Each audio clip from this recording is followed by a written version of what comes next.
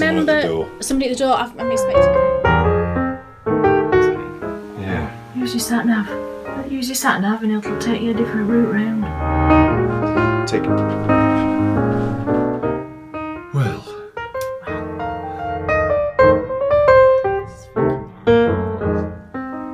Right, now look at the lens. Should we go then? Let's go. Where? Please. No, just get on with it. She's such a... You are such a meanie.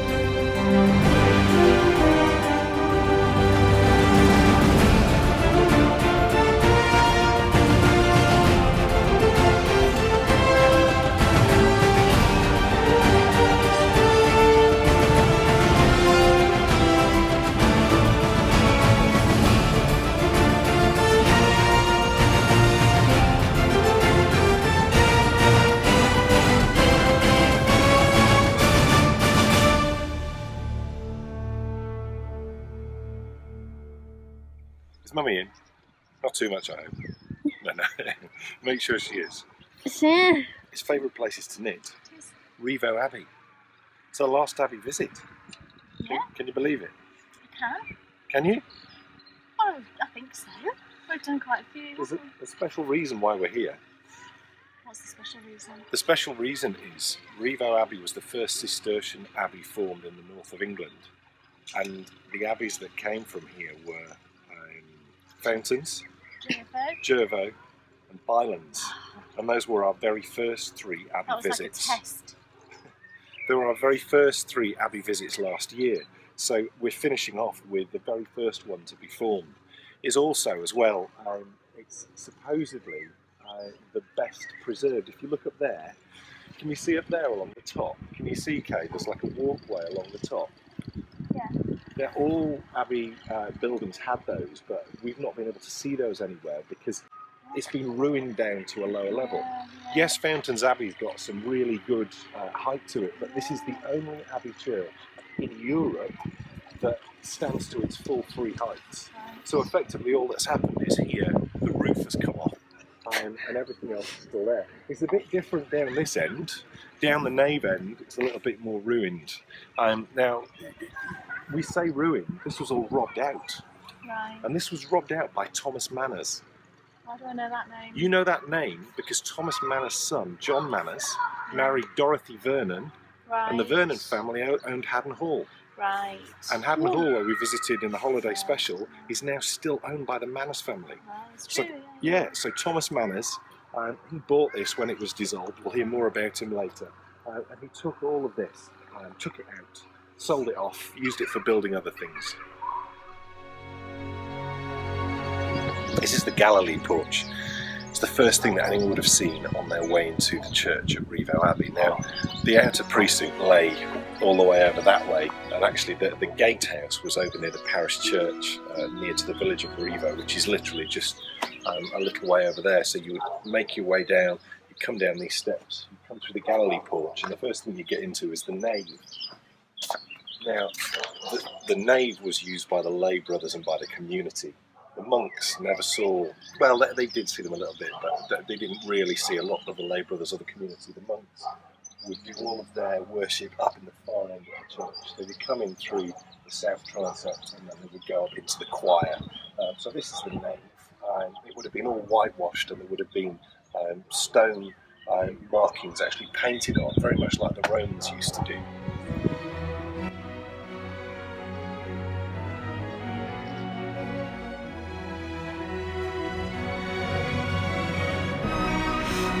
So this is the entrance in, stairway up across to the dormitory, and here was a great big clock, absolutely beautiful, really high up, wooden clock with a great big face on the inside that used to chime. It used to tell the monks when to come for their services.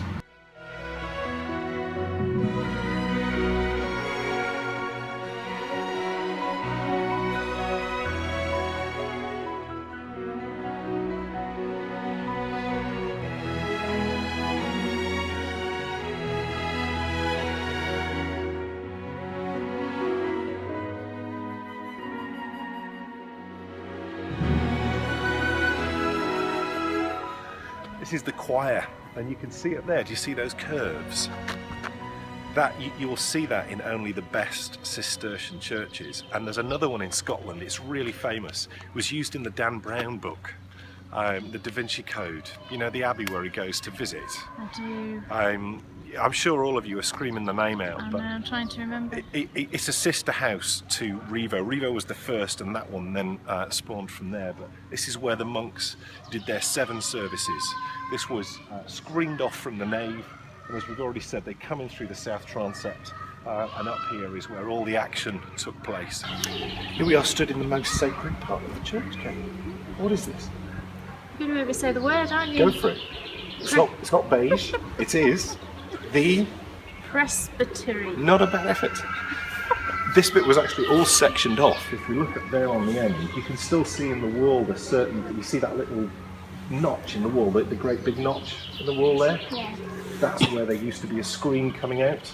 So you'd have all the way along there screens, and in each one of the areas you'd have a separate monk doing a completely separate mass. Wow. And the reason being was there was patrons to this abbey, of which Thomas Manners was one, and he would pay the abbey substantial amounts of money for them to do a certain amount of masses a year.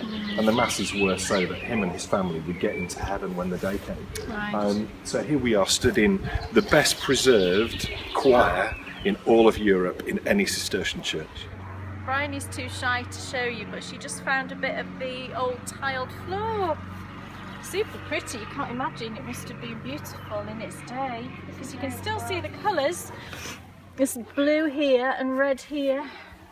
What would that colour be though? That's white. White, maybe, yeah. Look, Brian, each one of these was a separate altar. Each one of these cordoned off, and the monk would be inside here, in this small little space, and he'd do his service. And he'd do all the services that you know. Yeah, brilliant.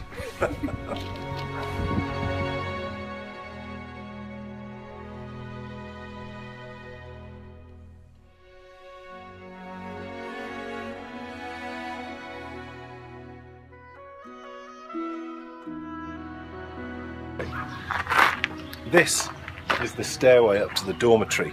Now, if during the day I got tired, I was allowed to use these day stairs and go upstairs to the dormitory for a nap. But what was a typical day for a monk? Well, they would start their day at about 1:30 a.m. in the morning. That's in the summer months. In the winter months, it was 2:30 a.m. Now, we can't follow the route that they followed at that time because they were up high, they were at a level above all of this. There was a second floor level that used to run across here. And what they would do is they would rise at 1:30 and they would make their way down here. And if you see over there, there's a doorway. That's the south transept, and the south transept leads into the church. So they would make their way into the church, and the first part of the day was all about praising God, and they would throughout the day then undertake 7 services. The first one that took place really in the middle of the night was nocturnes, so good name, and perhaps I wonder if that's where nocturnal comes from, or maybe nocturne comes from nocturnal. We'll have to look into that and find out. So the first part of the day was all about worshipping God. The second part of the day was all about spiritual reading and writing, and this is where they used to keep all their books that they used to use for that reading, and also the writing was done all along here. There was cubicles along here separated by what they would call rood screens, a wooden screen, and monks would sit in there and they would transcribe passages from the Book of St. Benedict and the Bible and all sorts. So the second part of the day was all about reading and writing. So The third part of the day was all about manual work, and a lot of that manual work was done within the cloister, and the cloister was a garden, so there was herbs and vegetables, but there was also flowers as well.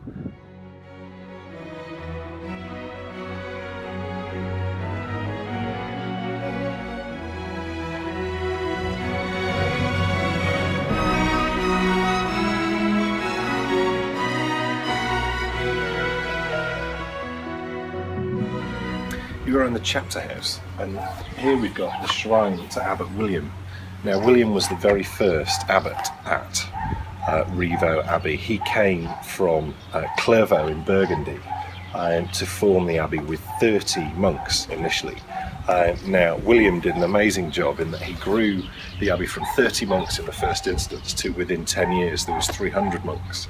It was then another abbot who then took over, who then took it on to the height of Rievaulx's powers, which was 650 monks, which was outstanding. But if you just have a look around there, you'll see there's tiered seating all the way around. And what used to happen was once a day, the whole community would come into here, would sit on the tiered seating, and the abbot would stand at the far end of the chapter house, and he would talk to his community. So we're currently below floor level. Floor level was above this dark brown area. So there would have been a wooden floor there, there would have been tables above, and then everyone would have sat above and eaten their meals below. This is the stairway up to the place where every mealtime in the infirmary, a monk would come in from underneath, come upstairs to the floor level of the infirmary where all the brothers were sat eating their food and read from the book of St Benedict. So we're in the kitchen right now, and you can still see how it would have been laid out. Here's the big fire where they would have spit roasted their hogs and every other sort of meat probably. Over here, this was the gap where they served all the monks going into Stansted. That's the refectory. Is that the right word? Yep. Over there. And then this space here, there's a picture over there that shows this was like a kind of like a cupboard, you know, a kitchen cupboard. It had all plates in and things. And then there's these areas on the floor, which on the picture it shows there's pots on them. So I'm not sure if they were heated somehow, or if it was just a flat surface to put your pots, I'm not sure. And again, in the picture over there, that area there shows a man washing the dishes. He's got a big barrel full of soapy water and he's washing the dishes over in that space there. I have to.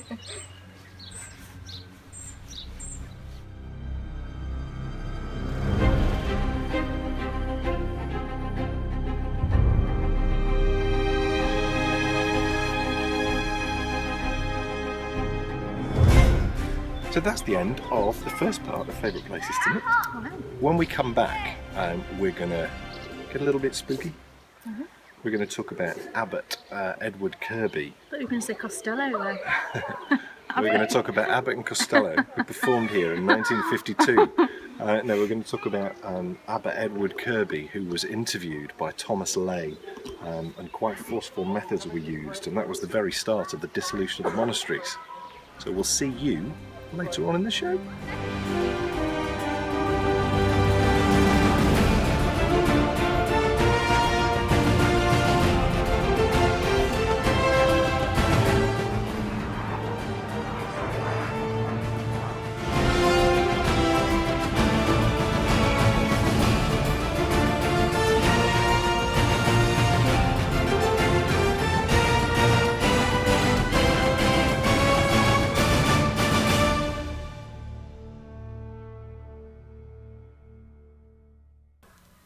Welcome back from Rievaulx Abbey. That was fun in high definition as well. It was. In new 60 frames per second, which is what Peter Jackson uses for all his films. And we do love a Peter Jackson film. Do I? No. I don't know who he is. He's the guy who I'm really did... sorry, I don't know who he is. Well, he did all the Lord Hobbit. of the Rings. Ah, you see. And The Hobbit. And then I think he did King Kong with Jack Black. Oh gosh, I can't watch King Kong at all. It upsets me too much. Well, I didn't mind the original. No, I couldn't watch the original. That was even more upsetting. Who was she? She was Fay Wray. Fay Wray. Yeah. She was really cool. I mean, much better actress than the one in the new one. Do you know? I don't even know if I've seen the new one. Have I? No, you won't have done because it's 8 hours long. Oh, gosh, right. He's a man who doesn't understand the less is more. No. They're very long films, aren't they? But he films things in 60 frames per second because he wants it to look as realistic as possible. So it takes in a lot more information, and my theory being that, and we did a little test a minute ago to see what yarn looked like when you held it up, and it does look pretty impressive. So it'll be interesting to see what it looks like after it's been edited and then uploaded to YouTube, because YouTube, what I didn't realise about YouTube was the reason why it takes so long to upload to YouTube is it uploads it and then converts it into loads of different formats. Right. So if you try and watch it and you're watching it on 3G, it plays it in a different format to if you've got like a really strong Wi-Fi connection. Right. I just thought that the picture was dodgy because you had a bad connection. Right. But there's actually loads of different formats it converts it into, so it naturally compresses it. So we shall see if it looks any different. It was a nice day yesterday, actually. It was, but I was frozen. Yeah, well, I did say I'd go get your big coat. I know, but then I had my really big, massive winter coat in the car, but it was like it's nearly June and I just feel a bit stupid. If you're cold, though. I know, and I should have put it on in hindsight. It was just stupidly chilly for, end of May, really. It's like... crumbs, I can't remember when I put it in the car. But it's the whole reason why I put it in the car. I should have. I think I felt guilty if I'd got a big coat on and nobody else had, so that's why I didn't. No need to feel guilty because we were okay. I know. I don't think Bryony complained. No, she wasn't. She said she wasn't cold, so... She was toddling around and getting on with it. And we also went, and some of the pictures that you'll have seen will be from there. When I was young, we used to go to Rievaulx Abbey for days out. Not very often, because it was a bit further away from York. Fountains Abbey was closer to York, but we didn't go that often there actually, so it was probably equal. And did you ever go to anywhere like that up until we moved to Harrogate? We never used to go on days out like that. So had you never been to Fountains Abbey? No, you'll have gone. No. Oh. No, we never, because growing up, there was 5 children and we didn't have very much money growing up. There was never a lot of money. And it would have been expensive to take 5 children. Would be, gosh, I can't imagine how much that would cost now. But a lot. Yeah. Probably 50 quid. Maybe so. Which We always used to drive by this place though called Rievaulx Temple and Terrace. Was it? Rievaulx. It was just called Terraces and Temples, wasn't it? Right. But I'd never even noticed it before. Well, we always used to drive by it and I always used to say, I wonder what that is. And yesterday we thought, we'll go have a look. And 50% of the time I was thinking, this is the biggest con ever. Because we just walked through this wood and it was a very pleasant wood. And you had to pay, didn't you? Yes, you had to pay £15 in total to we're get members of English Heritage and so Rievaulx. Rievaulx is English Heritage, so we don't pay. But the temples and the terrace was National Trust. So we had to pay, and it was £15 for the 3 of us. And we were just walking through a piece of woodland, and I was like, gosh, I've got to pay to walk through a piece of woodland. Oh, we did used to be members of National Trust, but we stopped. Yeah, we stopped. Because first thing was we never really went to any places. And I recall when we were members, I think we did deliberately go to a few places, and we weren't overly impressed. They seemed to be more like gardens and English Heritage just had more places, didn't it, and around us. I think more places that appealed to us as well. Yeah.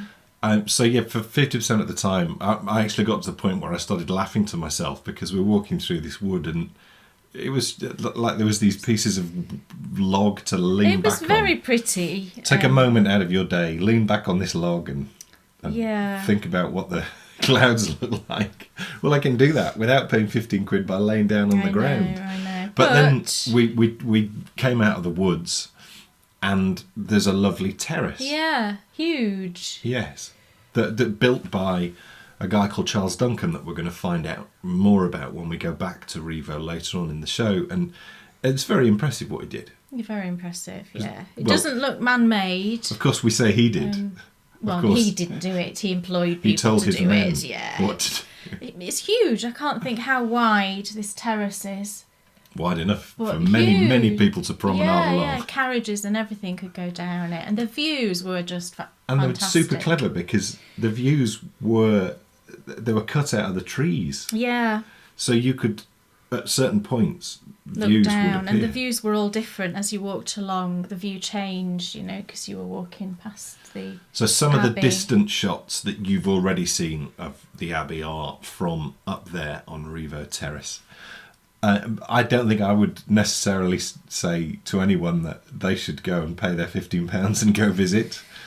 No. Unless you want to sit out on a piece of grass, have some nice views and have a picnic. Yeah.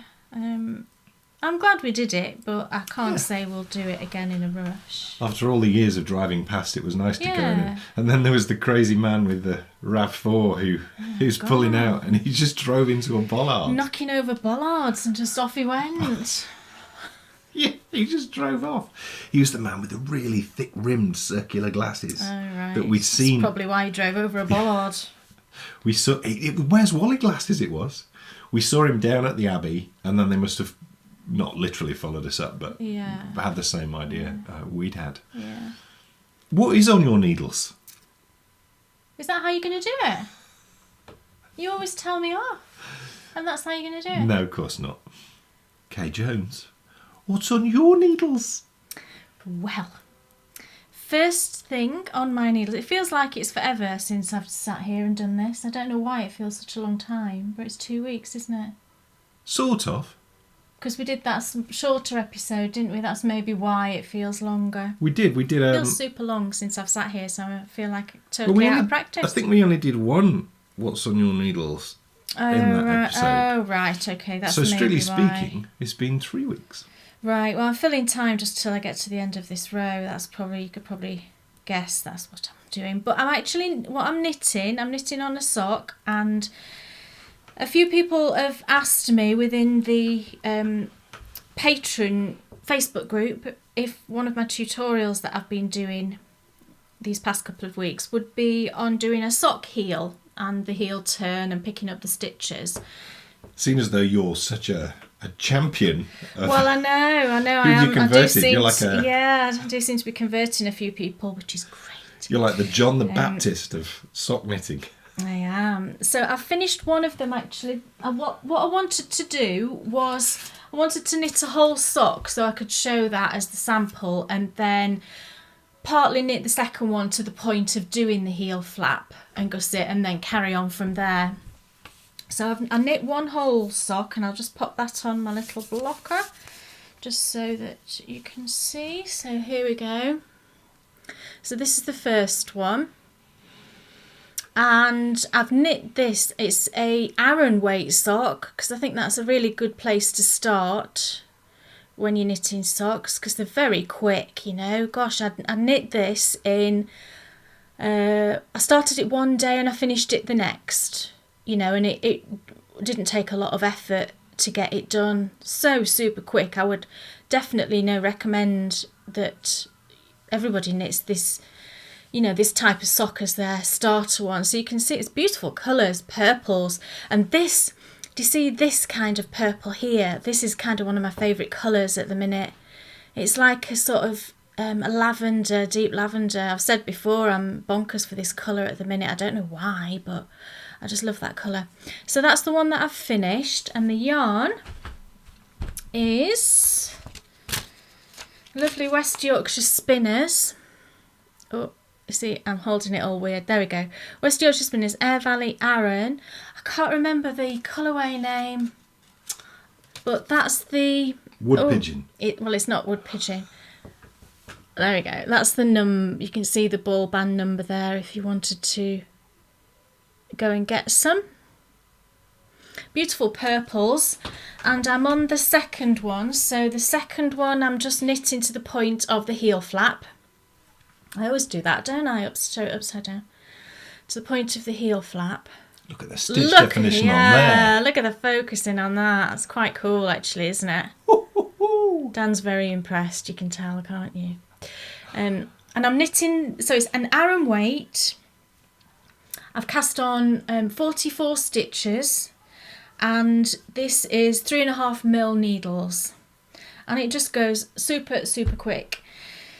So I'll get that finished to the point of the heel flap today, and then I'm looking down, look, and then I'll leave it at that point until I then go and do the tutorial on the heel flap. And I've just kind of made up the heel flap myself, you know, it's just a standard slip stitch heel flap that I'm going to do, and the heel turn and flap, can't speak, and then picking up the stitches. So that's the first thing that's on my needles, and I'm using a bag that I made. Oh, it's one of the very first bags I ever made, I think. It's a little a little drawstring bag. And I made something. I got this fabric because it reminded me of my friend Sally, because she's from Texas originally, and it just kind of made me think of her. So I made this ages ago. Makes me think, actually, just thoughts and prayers and everything to anyone who's been suffering with the really shocking weather that's been hitting Texas and I think parts of Mexico. Horrendous. We saw some pictures on one or two people's Instagram feeds with cars floating by houses and all sorts.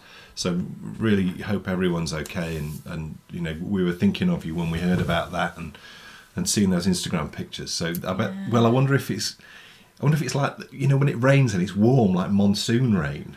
It's not nice, is it? No, I don't know if it's that, or if, you know, maybe one of the benefits might be if it's cold rain, at least you can put your woolies on. True, yeah. Is that you done? For that one, yeah. Do you want me to carry on? No, of course not. Right, have you got 4 things? No, I have 4 things. That's amazing. Oh, right. Well, one of them we're going to rip out, though, aren't we? We are, but I'm sure they'd like to see. Right, okay. They'd like to see the yarn. Dan Jones. Yes. What's on your needles? Well, I'm very excited. I think I've got that down now. She does. You don't complain at me anymore. No longer do I complain. It is the handbrake scarf. I'm still continuing on. Now, I've not been... Shall I do that? I've not been knitting very much on this. No, you haven't, have you? I've been on a sock fetish. And also... A sock fetish? Yeah, I don't know if that's the right word. Been knitting lots and lots of socks. This is the uncommon thread. Yes. It's BFL. BFL DK. No, I was rolling. Sorry, I was thought rolling. you were asking me. I was stating it whilst looking for acceptance of correctness. Right. Oh, gosh. So, uncommon thread, BFL, and I can't remember the colourway. Plata. There we go. Next time I'll remember. You won't, but hey ho. Well, I'm further remembering than I used to be. True. My ball keeps rolling away. Come back and stay there. Yes. I need to hold on to you. Certainly do. So, do you know what? I've picked this up for the first time in quite a few weeks, and it's just like coming home. It is just marvellous. I'm wondering, you see, look. You see, you could do it into a cat. I've said this to you. I don't want to, though. I'm just putting it round just to see how it feels, and it doesn't feel itchy. Well, it won't do. It's BFL. Yeah. It shouldn't be itchy, BFL.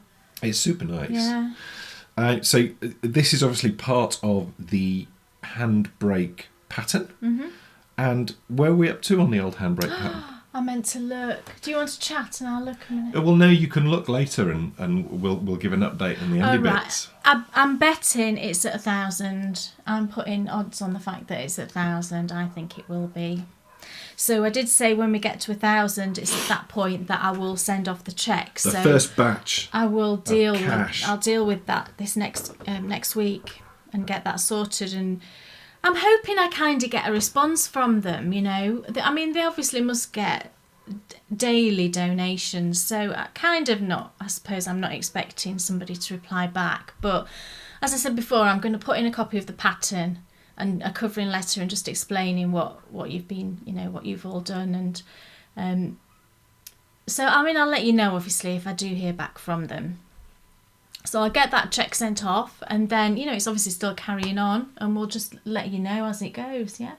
I should hope they do reply after we got a plug for them and our campaign on national UK radio. Oh, gosh. I ended up on Radio 5, which is one of the 5 national radio stations, on Friday. That was all to do with ginger hair and bullying, which is very odd. I don't even begin to ask me how it came about, because it's a long and boring story. But I went on and was interviewed for a few minutes by a presenter called Nicky Campbell, and managed to get in. I likened or linked my build-up of, I can't think of what the word is, but when I was at school, people did used to take the mick at me because I was tall, because I had very red hair then. And I went from being very quiet and shy, which is what I was when I started at school, to being very sort of loud and a much thicker skin. And I sort of linked that. And I do wonder if that did have a link to, the resilience to cancer and Maybe. mental resilience. Well, it's a lot to do with the mental side of it, I think, battling it, isn't it?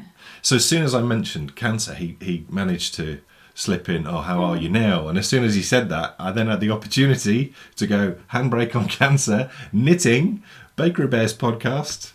It was great. Yeah. But as soon as I said that, he moved it on very quickly. He did. I think he must have just thought, it's a little bit strange, this man. I think what he thought was, this is supposed to be a phone-in about ginger bullying, and suddenly we're talking about knitting and cancer campaigns. So he had to bring it back to what it was about, didn't he? Which he did. But no, it was good to get that on there. Interesting to see in the group, someone has posted that she'd listened to the first few episodes, and she was listening to the radio, listened to the first few episodes of the podcast up to episode 5, and what spurred her on to introduce herself was she was listening to the radio on Friday. Oh, and she heard you. And she heard me, which made her come and find the group, come and introduce herself, which is quite cool. Have you got anything else then? Well, it seems likely that there is something else. That was your cue to start. Okay, I'll put that one filtering down. across. Put that one down. Onto your next amazing project. Well. Don't know that it's amazing, but it is another.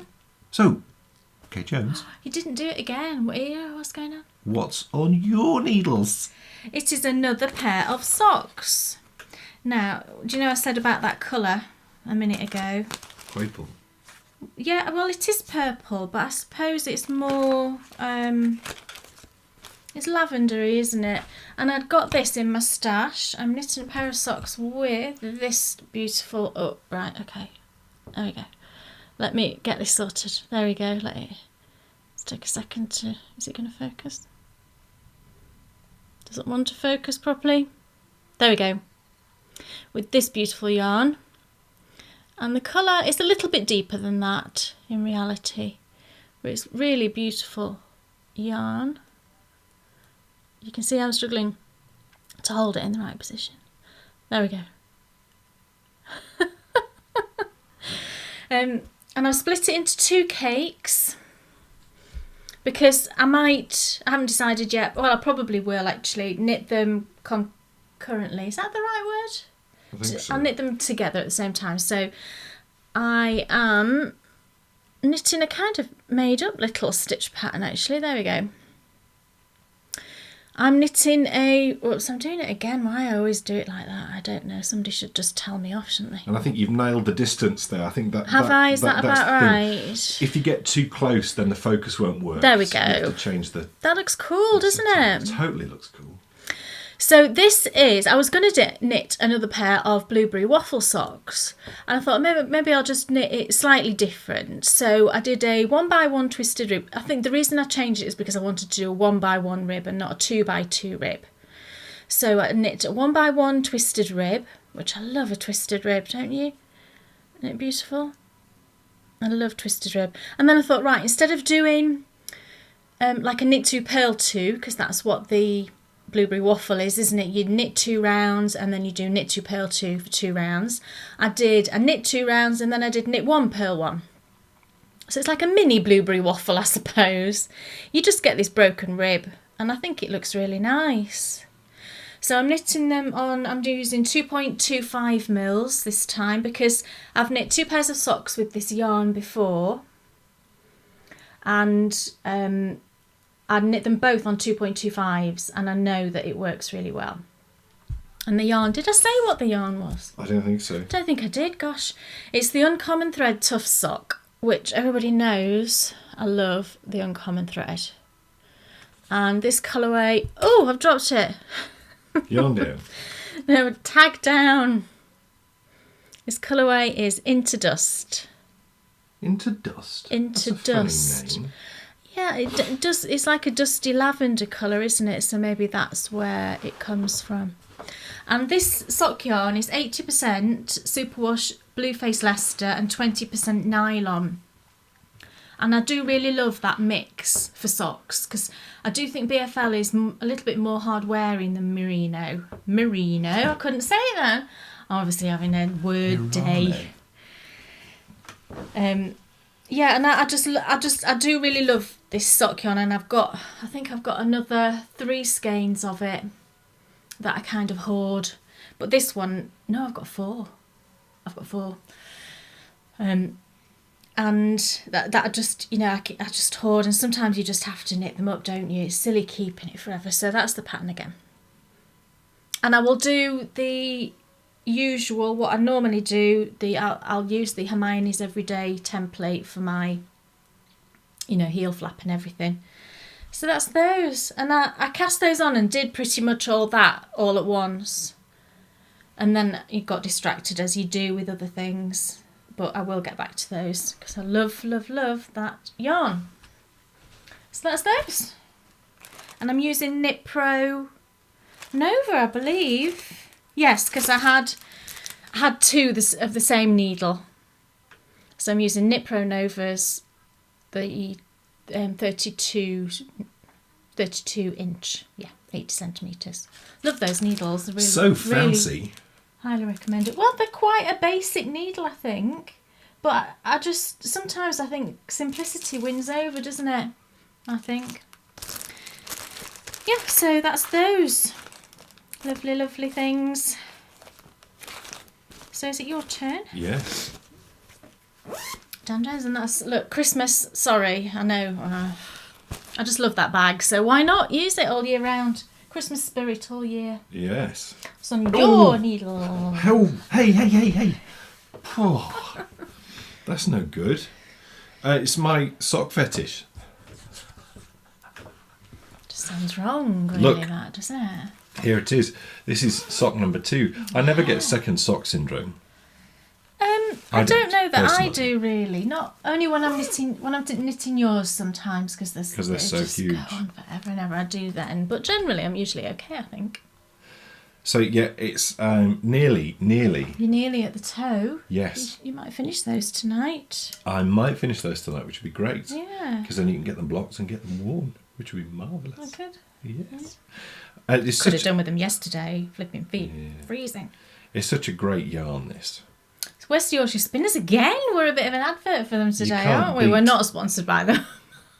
You can't beat West Yorkshire Spinners. Now, I think we've successfully established we're not sponsored by anybody. We're not sponsored by anybody, no. What you hear here is the truth. Yeah. Well, At least it's what we think. What we think. Yes. Yes. I just really like knitting with this. I knit with this a lot, as do you.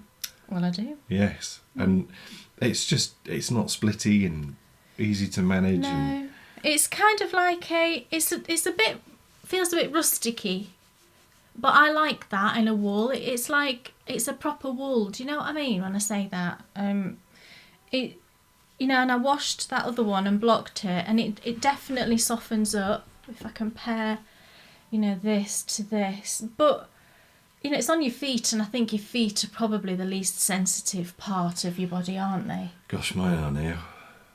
They are now. Yeah, just after chemo, Right. the sensitivity is not a lot. Well, I'll have to make you Not a lot. baby soft merino socks then. Angora, make some fluffy Angora socks. Well, no, you don't need to, because that's what I say. They're not sensitive at all. So Oh, I thought you meant they were. no. Oh, right, okay. Quite the opposite. So yeah, I mean, it's a great yarn. I'm sorry, I butted in then. It was your turn. Yeah, it's okay. I think I've You covered that sock. I think I've well and truly covered that sock. And that's the Air Valley DK, so it's the same yarn, but a little bit lighter weight. Yeah, it doesn't, I mean, it feels nice and... Well, it's very, notice this, right? It's very dense. You know, I've said how damn it's tight, and I did I just picked up the heel stitches for him and did some of the gusset decreases. So I thought, oh, I'm going to have a look at the difference between my gauge on...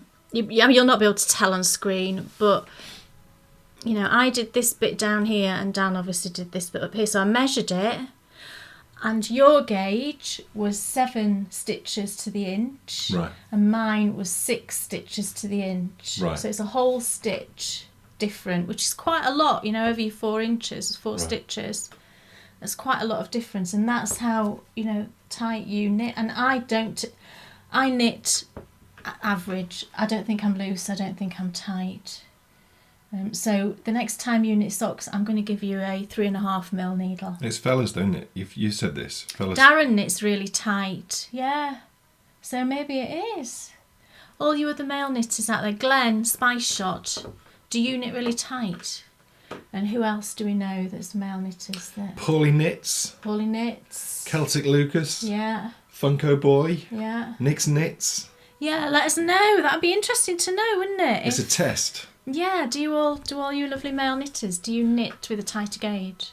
That'd be Is interesting there a to way know. that they could give us a reading that we could then compare? No, they will know. You will know. I think you know as a knitter the type of gauge you knit at, don't you? If you're a loose knitter or a tight knitter, I think you kind of know.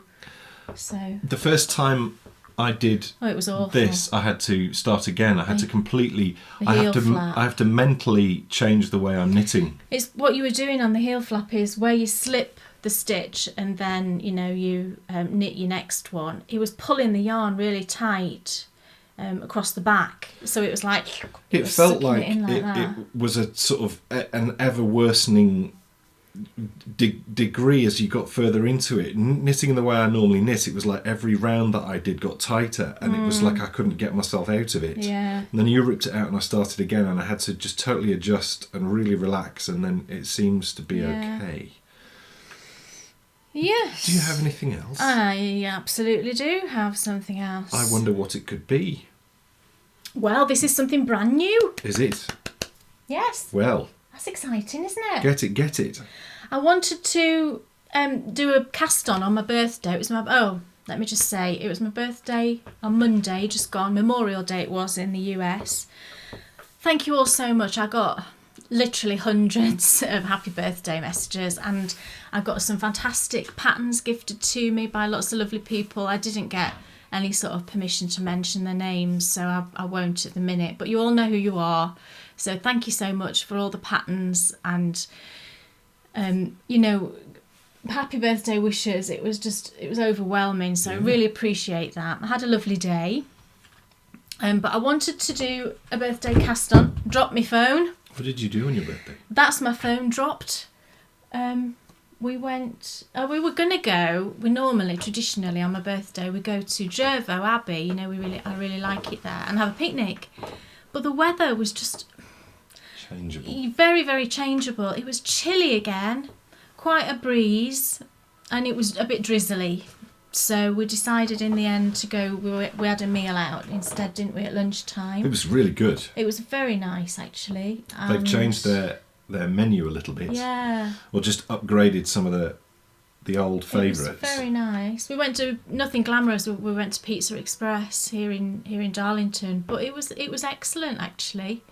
You know, very fresh. And I always have a vegetable pizza, There's only one problem. and it has like artichokes on it, and what did it have on?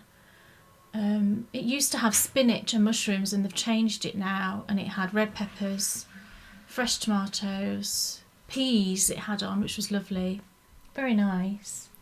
Yeah, there's just one problem, and it's happened the last 2 times that we've been there. Yeah. The last time it was a waitress, this time it was a waiter, and they seem to think that they're awfully cool by not writing down your order. And I wonder if they forgot the same thing last time. They did. So we ordered our meal and we ordered a side, and they always forget the side. Yeah. And they always look at you when you tell them they've forgotten it, as if you never mentioned that. So the next time we go in, I'm going to say, Will you the write last it 2 down? times we've been in, you've forgotten part of our order. Would you please write this down? It doesn't impress me that you... It would only impress you if they got it right. Don't write it down. It would impress me if you got it right and brought our order out how we wanted it. We've learned that, haven't we, in the last year as well, to ask for things. I think British people tend to be reserved in their... I guess, yeah. Because historically, we've never asked for things how we like them. And we've started to do it for Kay. Now, if you noticed, I've started to do it too. Yeah, because I don't like olives, and there was olives on it. And whenever I don't know if it's the same everywhere, but I don't like black pepper, cracked black pepper. Do you know, with the grinders? I think it is everywhere. And they put it on everything. I think it's everywhere in this country. People over-season.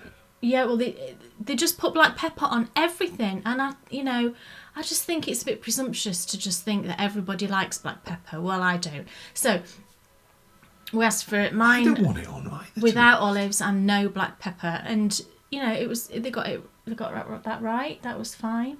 But they forgot the polenta chips. We asked for some polenta. What's interesting is there was no black pepper on mine. Do you know what I think it is? Because you order things which are normally a little bit plainer, and I tend to order things that maybe have a little bit more spice. You don't need to put black pepper onto... Well, you don't. So the chef must think, oh, that's a bit plain. I'll whop a load of black pepper on it, because that's what I'd want. Yeah. No, it's not for you. But it wasn't plain at all. It was packed full of vegetables, and it had tomato base, obviously, and cheese on top, and it was lovely. It was really nice. And it is a really nice pizza. We didn't have pudding because you'd bought me a birthday cake, so we had some cake when we got back. Yeah, it's just your chocolate cake's better, but I couldn't make your chocolate cake because I'm not you. No, yeah, but it was lovely. So I had a lovely birthday, so thank you, everybody. So what I decided to cast on my birthday, I discovered this designer recently. I'd never heard, I don't know what rock I've been hiding under not to have discovered this designer, because I love all of, I think it's a lady, I love all of her patterns. What's the name? The designer is called Cabin 4. That's a funny name. Yeah, well, that's not obviously her name. Sorry. And this particular shawl that I'm knitting is the Farmhouse. So there it is. It's very simple. All of her designs are very simple. But, I just loved that. And the fringe. Oh, it's very Little House on the Prairie, isn't it? And I just couldn't resist it. I thought, I have got to knit that shawl. And the fringe, what I'll say is paid for pattern, so I'm not going to go into any details, obviously. But on the fringe, you use I think it's 2 strands of your main yarn, and then you get a different colour yarn and put 1 strand of that in. So it gives a bit of a different hint of a different colour on that fringe. And I think that's a fantastic idea. I love that. So at first I thought, I've not got any yarn to knit this in, because it's a worsted weight. They've knit it in Brooklyn Tweed Shelter. Now, I've never knit with that yarn, and I'd love to. And you can get it from Loop in London. However, I thought, right, I'm going to look through my stash and see if I have got anything in my stash. And actually, I did have. So what I am using is, and this is a little bag I made. I showed this on Instagram and in the Facebook group. I just had a little go at it's a quilted, just all little scraps, and I went with a pink theme, and I just picked out loads of different scraps of my fabric that had pink in. Made myself a little quilted bag, so that came out quite cute. So here is my progress, and I'm just using good old-fashioned Cascade 220, not the superwash, just the normal Cascade 220. And this is the colourway This stuff is squishy. Using. And you might recognise this colour. It's the same yarn that I knit Dan's Messalina in. Do you know the one that he wears? It's exactly the same. And I got this yarn because I was knitting a log cabin blanket, which I'll talk about a bit in a bit. And I got this colour for all the borders. And because I wanted to get the same dye lot and what have you, I ordered, I think, 6 or 7 skeins of it. I think 6, it might have even been... No, I think it's about 7 skeins. So I'd got loads of it, and I thought, well, it's a worsted weight, it's sat there, it's the right sort of colour, because I wanted a pale colour. Because I think, with the pattern, that it just, to me, it just needed a pale colour. I thought I'm just going to use what's in my stash, and it's a great use. So stop gassing, you're all saying, and show us what you've done. So here we go. So this is how far I've got, and I did this in one sitting on my birthday. We were watching a video, weren't we, in the afternoon? A video, listen to me, I'm so old. Watching a DVD, and this is how far I've got. It's a very simple pattern. I mean, you can see from the pattern it's quite a simple pattern, but very what's the word? Very restful to knit, because it's just these 2 repeats at the moment, and I think it's lovely. I mean, that colour's just right, and I'm going to use as the contrast, just go into that top drawer for me, and there should be, let me just get it a second, sorry, I'm going to lean. Here we go. I went through all my other Cascade 220s that I'd got, and I thought, right, what sort of contrast shall I put into that little fringe bit?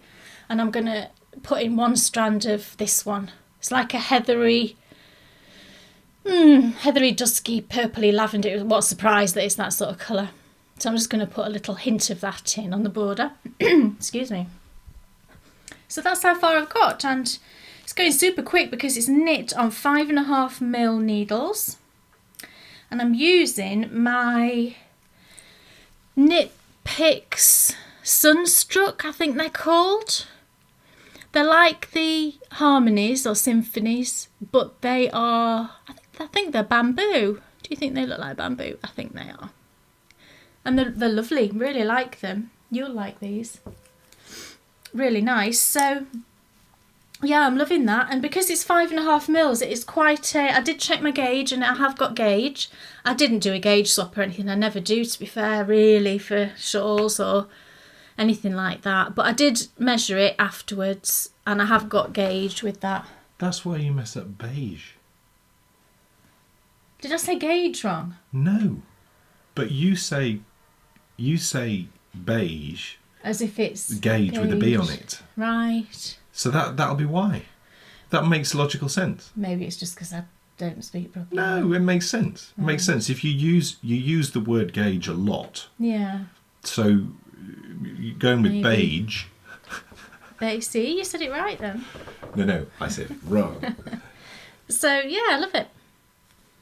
So I'll carry. I did all that in one sitting. And it's the super big shawl. I think it uses, well, I'll tell you. And I am kind of tempted to knit another one. Do you do this? You've just started one and you're like, oh, I'd love to knit another one. In Brooklyn Tweed Shelter. Because they've got some fantastic colours. I was looking at the colours online because I thought, oh, I'll just have a look, because I found this pattern before my birthday and I thought, oh, maybe I'll have the wool for my birthday. And I thought, no, be good and use what you've got, you know. I'm always moaning I've got too much stash, so I should use some. So it uses 5 skeins for the main body, and then you need 1 skein of the contrast. So it's a big old shawl, but so I think it's going to be super nice. And go and have a look at her patterns. They're all really pretty and simple and lovely like this. Really nice. So yeah, loving them. Are you done? I've got one more. Yeah, no. Oh, right, I'm done. It's me time. Yes, it's you time. You asked me then. What? Who did you ask me then? Did you ask me properly with that one? I don't think you did. Kay Jones, what was on your needles? It's too late. Thanks now. for telling us all. Absolutely blown That was great. Dan Jones. Yes. What's on your needles? It's a bankhead hat. It's the one I was knitting before. It's continuing along very nicely. Thanks very much. I have been sidetracked by another bankhead which is going to get ripped out, which I'll show you because the yarn's really nice.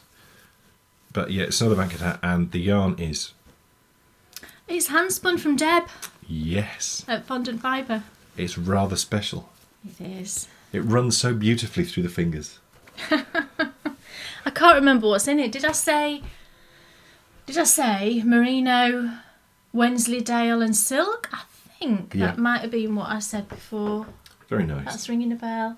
Very nice. But it's lovely, isn't it? We love Deb, we love her yarn, we love everything about Deb. We do. What we love the most, though, is Kay Jones, what's on your needles? The last thing, well, It's not the last thing, but it's the last thing I've got today. I have got two kind of, design projects on the go at the minute. Very exciting. Well, one of them... I'm so excited. One of them frustrated me the other day because it wasn't right and I'm going to have to redo it. But the other one's going okay, so... yeah, I've got those on the go. But the last thing I'm going to quickly show you is my blanket. Now, the only reason I'm showing you this, I probably won't show this every time, because do you get bored of seeing this? I keep thinking you must all be bored of seeing this blanket because you see it so many times and I witter on about it all the time.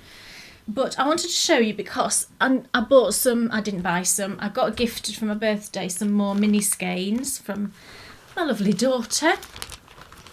And I've knit a few of them into it. So I've put them all into this bag. But I got 2 sets of mini skeins from 5 Moons, and it's the Lunar Flares, which are the like micro skeins, and there's about 3 grams in each one, 13 yards, and it's plenty to put one of the squares in mine because my squares are quite small, and I had this much left over from my 3 grams, so there is a tiny bit still. I don't think there's enough to knit another square, I'm pretty sure, but I've kept it because I might make, I might use it to make a square out of two of the little minis. So I've got a beautiful bag of... I thought you were meaning the bag. Oh, it's my bag from Susan. I still use it, my IKEA bag. And I wanted to knit a few squares in on my birthday, and they could be my birthday squares. So I'm knitting these 3 squares here. I'll put my fingers either side of I like that one best. I love that one. That was a free little mini that they sent me. And I love the colours of that one. So it's those... That one's nice too. Yeah, can you see the 3 squares between my fingers are the ones that I'm knitting on my birthday. Get out. I'm just looking, no one can see me. And I just love all those colours. And then last night I knit those 2. And that one is also from 5 Moons, and then this one is Juliana's Fibre. And don't those 2 colours look fabulous together? When I was doing that last night, I was like, oh my goodness, don't they look great together, those 2 colours? And I've now done 100... oh, I'm a bit froggy today, I'm sorry, I don't know why. I've now knit 112 squares. So that's the 5th row I'm on. You're nearly done, aren't you? Oh yeah. I don't want to be nearly done though, to be honest. Well, that's all right then. This is kind of like my guilty knitting. I always want to knit on this at night, but I think, I should do the other thing, And then last night I was like, oh, do you know what? I'm just going to knit on this, I don't care. so I did, I knit those 2 squares last night. And I did a little tutorial, didn't I? You did? That's on the patrons only Facebook group that we've got going. For that, so I think people seem to like seeing They did? How I knit my little squares. Yes. And that's your final one. And that's my final one. And then now I can talk about my final one. You can. Ask away. What, Dan Jones? Yes. I'm fed up of saying your name now today. I'm not saying it anymore today. What's on your needles? I don't think we normally do it every time through. I think we're a bit looser normally. We've been very script orientated today. Have we? Yeah. I think it's just normally the first one that we sort of snap it off nice Look, and it's quick. it's like tentacles. It's like yeah. It's like a squid. It's a blanket squid. I'll only show you this super quick. It's another bankhead that was being knit as part of a tutorial, and I carried it on for Kay, and I made a mistake, and that's why I'll show it to you, because I think that might be quite interesting. I'll turn it upside down, and you can see where I don't know what you made did. the mistake. Yeah, because, I mean, it's weird, isn't it? Yeah. There it is. It's on the very first row. Do you see there? Can you, if I put my hand... Oh, there you go. You can see, I don't know what... And I could just sew that. You think it's too small, though, anyway? But I think it's too... Yeah, I mean, I was knitting it on... It would have been for me. So I used, instead of the 4.5mm, I used 4mm needles.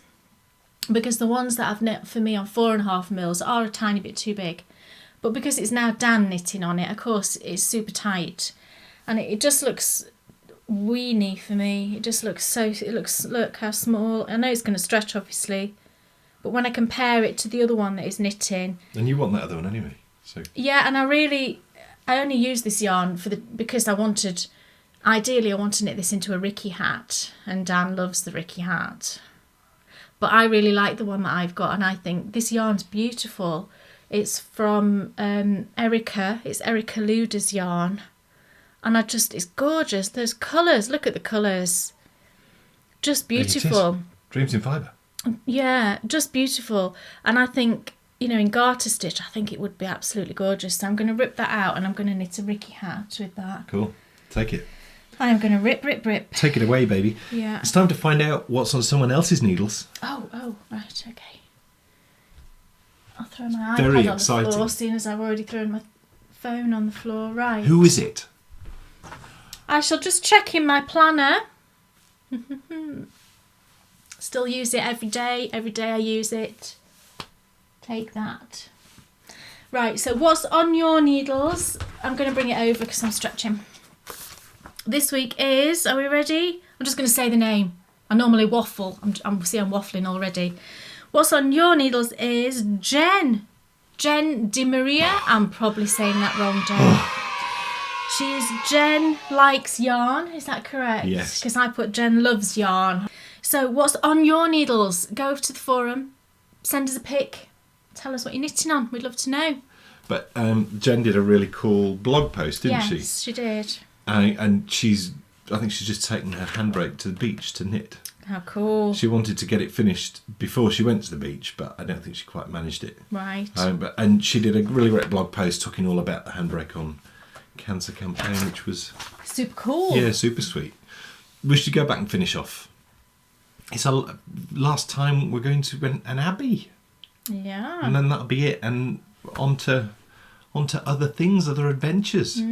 Interesting last little segment, because something came up on the forum the other day, and I posted a link to it was a University of Sheffield website, all about abbeys, and not just Cistercian abbeys, but abbeys all over the UK. Anyway, someone had done some reading into Rievaulx, and they'd read up about a guy we're going to mention when we go back now, a guy called Edward Kirby. And I think it's an interesting point to make, because if you read the history books are all... Who is it who said the history books are written by the people who won? Have you heard that? No. It might have been Winston Churchill. So they're biased. Yes. So the history books about the dissolution of the monasteries were all written by people who were loyal to Henry VIII. Right. So we have to take those history books with a massive pinch of salt. And when you read about specifically abbots and abbots who are supposedly getting up to naughty things, I'm sure that there were many who were, but there were also many who weren't. And Edward Kirby is a prime example, I believe, of this. Edward Kirby was accused of doing lots of naughty things and having children and all sorts. And he was accused of doing this directly after refusing to take Henry VIII as the head of the church in England. Right. Now, it's funny, isn't it, that all those accusations were thrown at him directly after he'd not agreed to do something that Henry wanted. So I think we do need to take things with a pinch of salt. And the reason why I say this about Edward Kirby is Edward Kirby's community of monks who he took care of at Rievaulx refused to accept the decision. And that never happened anywhere. Normally people got accused of things and they got rid of, but in Edward Kirby's case, the monks of Rievaulx all sort of rallied round him. So I do think we need to take the history books with a pinch of salt. And that sort of fits in nicely with some of the things we're going to talk about now. I think we'll go back right now to Kay being very cold at Rievaulx Abbey.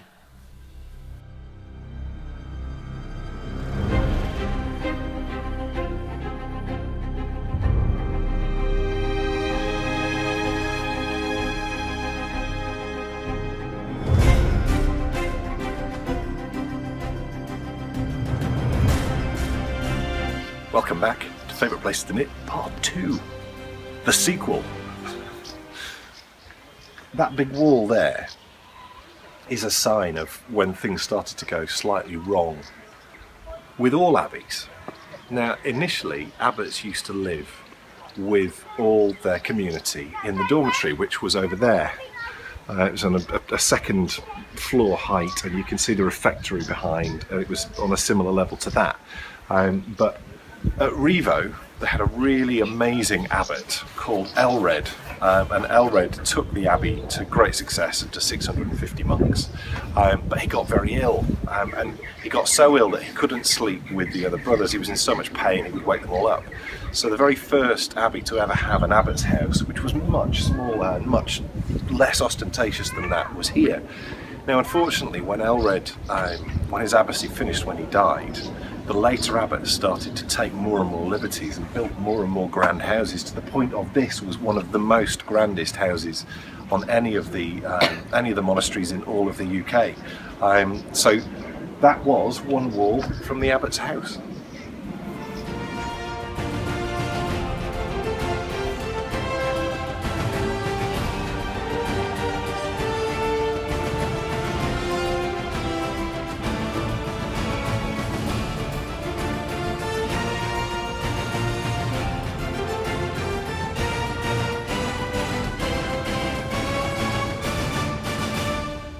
That's the stairway up to the abbot's house. So there's a great big grand entrance. It looks more like a manor house. We're now in the days of where the abbots had become more like lords of the manor rather than the head of the church. Now, this was the home to many abbots, but in 1530 it was the home of Edward Kirby. Edward Kirby was a very devout man, and unfortunately he refused to accept King Henry VIII as head of the church.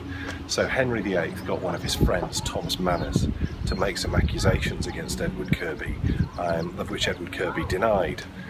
Now, as we've established in our first visit to an abbey, in this second lot of abbey visits, we spoke about Thomas Cromwell. Now, Thomas Cromwell sent one of his lawyers, a guy called Master Lay, to come and interview Edward Kirby. Now, we're in the infirmary here, and in one of the buildings around the infirmary, Edward Kirby was interviewed. When he went into that interview, he denied all these accusations made against him by Thomas Manners. When he came out, he'd accepted every one of them. No one knows exactly what Thomas Lay did, because neither of them ever admitted to what went on. But none of the monks here were prepared to accept it, and all of the monks said that they'd heard screaming and heard the instruments of torture.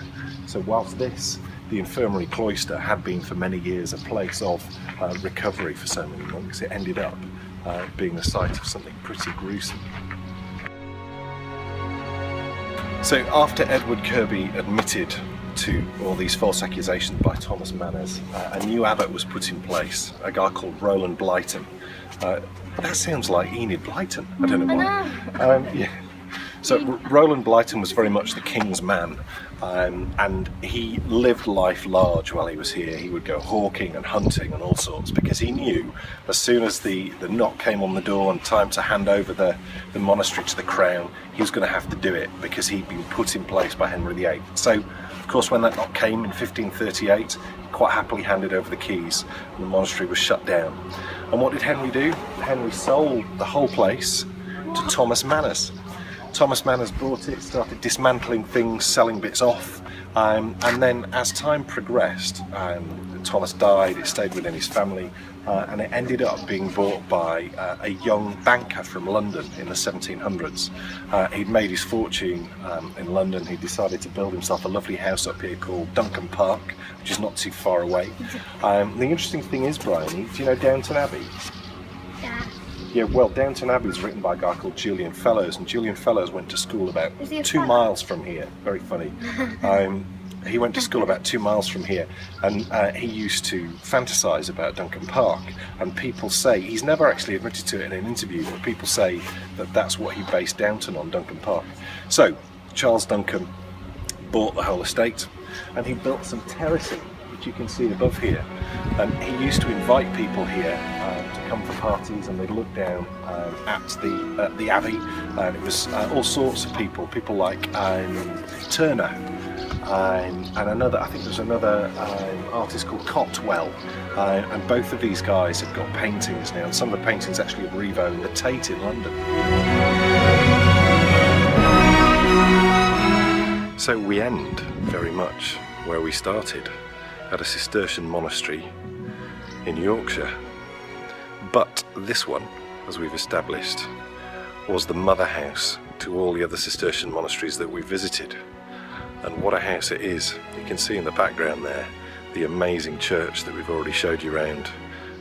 So here endeth today's lesson of favourite places to knit, and we'll see you next episode for some new adventures.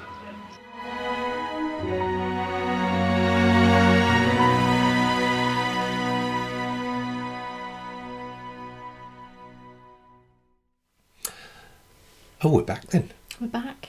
We should have had this on yesterday. No, I didn't take. Can you believe, as a knitter, I didn't take any bit of hand knit at all. And I was like there shivering all day, thinking, oh, why didn't I bring a cowl? Why didn't I bring a hat? Why didn't I have gloves? Why didn't I put socks on? What a fool. So we've swapped now from the 60 frames per second to normal, how we'd normally shoot the podcast. So we're doing this just to see the difference, aren't we? And yes. See what we think. So it'll be interesting.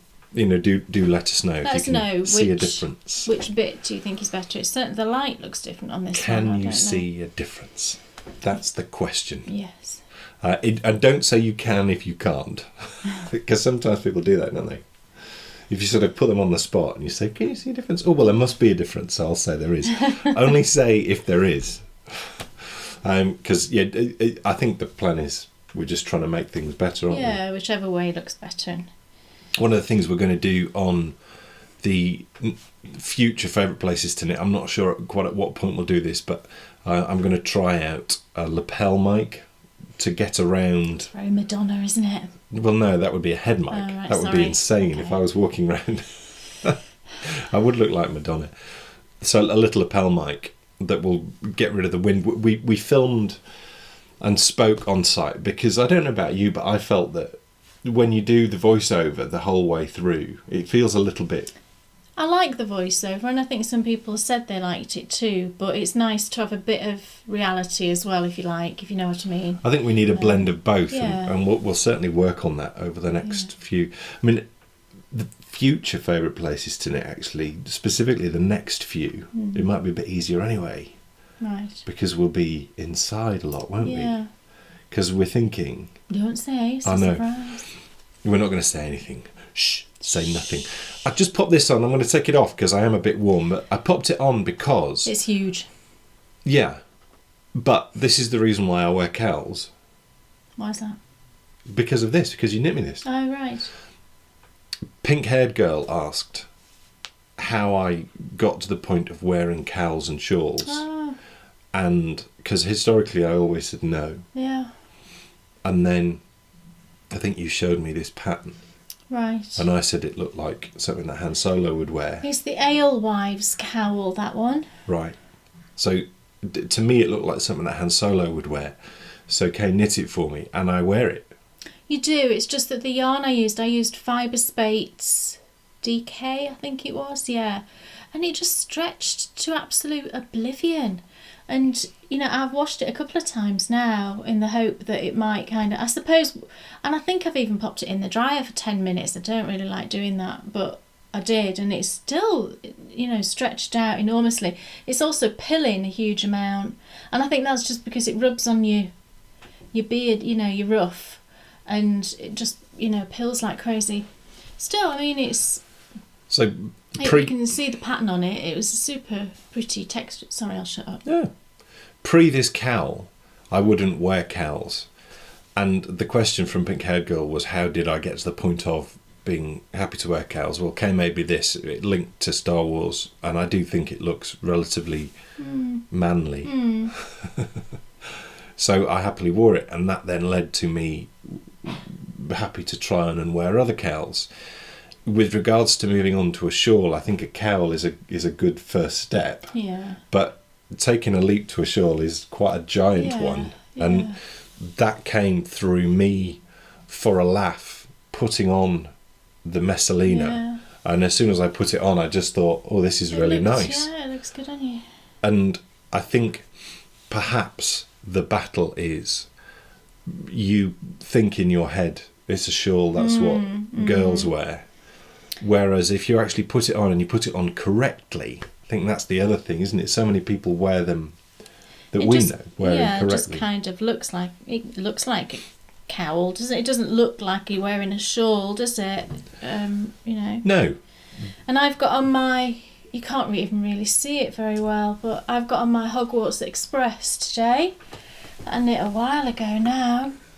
There you go, you can see it better there. Little owlies, aren't they cute? I was going to say, why is it called Hogwarts Express? Hogwarts Express because of the owls, yeah. And I knit this with Madeline Tosh Merino Light in the jade colourway, beautiful green. Who designed that?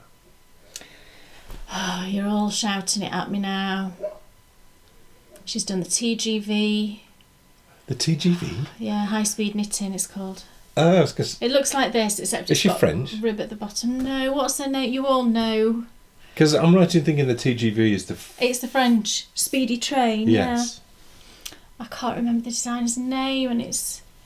Oh, you all know who it is. My question, though, is the TGV faster or slower than the Eurostar? Because that thing doesn't half move quick. Oh, see, I'm trying to do this looking in the thing, and I don't know. I've no idea. I've not been on either, so I can't comment. Oh, talking of fast things, what did we see yesterday? Well, I'll have got that in. No, not the one that we saw before. We didn't get it on camera. We were in Rievaulx, and we started to hear this pounding noise through the sky. It was obviously a plane. It was a sonic boom. Oh my gosh! Looked up, and it was there. It looked like you could touch it, and it was a... It's a Eurofighter. So You should have seen it. It's the equivalent of an my F-15.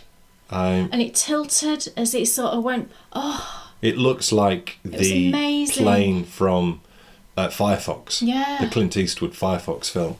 It really was so amazing. low, wasn't it? Yeah. Bryony was like, oh, like this, because it was so loud. But, oh my gosh, it totally made my day, that. Actually, Amazing. I wonder if, rather than me put that footage in, I'll just put it in here. Right. So, and then you saw another one. We were inside. We didn't see it. I came outside and I just started filming some of the frescoes inside the second temple at Rievaulx Terrace, and I heard an engine sound, a really loud engine sound, but a propeller engine sound, and past came a hurricane, a World War II hurricane, and tilted, and we didn't see and I that. will have shown you that as I was speaking then. It was amazing. But part of me wished that it had been a Spitfire. Yeah. But you'd have been even more I annoyed was then. more upset because me and Brian, I heard it, but by the time I came out, it had gone past. Because someone might turn around now and say it was a Spitfire, but I've heard a Spitfire before, and that did not sound like a Spitfire. No. Also, the shape of it didn't look like... No, it didn't. Yeah, because I saw it on the video. Yeah. It didn't look like a Spitfire. Yeah, it was great to see It's that. fantastic. But the other one was just like, oh, I couldn't believe it. Well, he was unbelievably low. It was so low. Because that one that you will have seen was high up. This one, you could have seen the pilot, you know. But it went past that quick. You would have had to have literally... I mean, I don't even know how you would have snapped it. No. You'd had to have... You've got to have been ready for it. You'd had to have been videoing, looking Yeah, upwards as it came past. Yeah. And even then you'd have probably had to have freeze-framed it because it was so quick. Gosh, it was amazing. Enough of this waffle. I'm just going to show you something quickly. I had a message from Grammy Knitterbug, who's Karen. Hi, Karen. And she asked me if I could just show how I knit. I think she was just interested in how I tension my yarn. So I'll show you just quickly, and I don't know that it's anything unusual. I think it's a fairly standard sort of English way of knitting. So I'll scoot up. So I'm magic loop pin, so I'll just start off. All I do is I grab my yarn and I wind it around my hand. I just kind of tension it around, so I just go like that. I don't hold onto the needle the whole time. So I wrap and then I grab the needle, through, in, let go of the needle, wrap, hold the needle, through. And I keep it steady whilst I'm not holding onto it using this finger here. So that finger stays there, and that's holding, you can see those needles are not going anywhere. So wrap it round. And I think you knit the same way, Dan, don't you? Yeah, well, you knit the way. I knit the way you show. So Karen, that's how I knit, and I don't knit particularly fast because I don't think using this method you can knit super fast. I mean, I've slowed it down there so you can see. And I've tried knitting all different various ways, but I think, to be honest, you know, you knit the way that you knit, don't you? And I don't think you should force yourself to knit in a different way because you think you should. I think you should just go with whatever's right for you.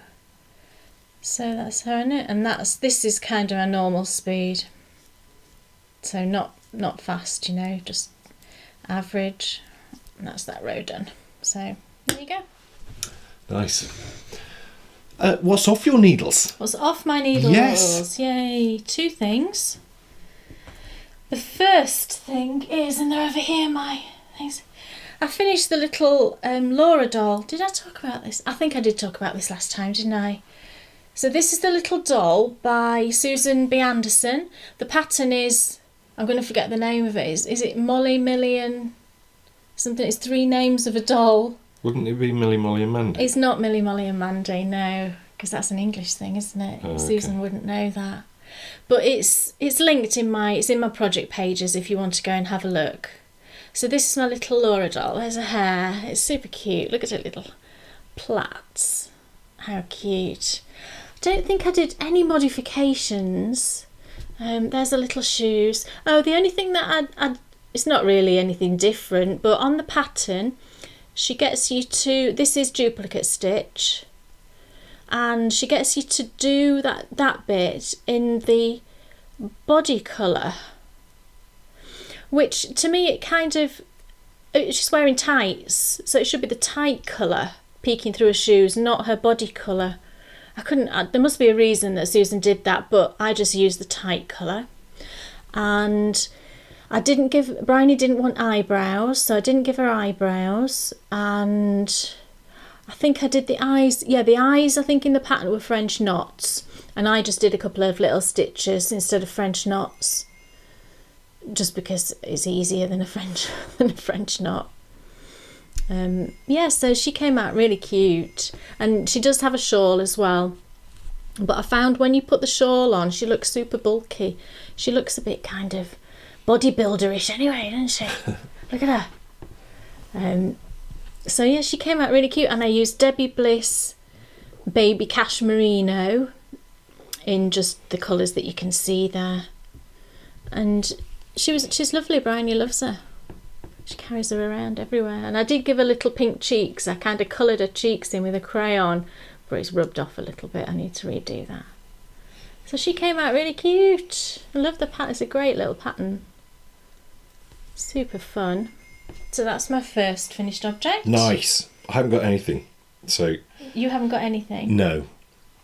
Fine. Then my other finished objects, and I put a picture of this on Instagram and on Facebook, I'm pretty sure I did. I made a cushion, front and back. I've had these, you may recall, it's a year ago now, I started a log cabin blanket using Cascade 220 in all these autumn colours. And I knit 3 squares and then got distracted by doing it in bamboo cotton, you can remember, and I did finish the bamboo cotton one, but I was a bit kind of log cabined out at that stage. And I'd got these 3 squares and I thought, I'll just leave them there until I feel like knitting the blanket. But then I thought, well, why don't I make them into a cushion? So that's what I did. I just finished off edging, one of them I'd got edged already, so I just finished off edging the other one. And this is the same colour that I'm using for my shawl. Oh, the colourway I didn't tell you is soft sage. It doesn't look at all sagey to me. It's more of a grey, but that's the colourway, soft sage, Cascade 220.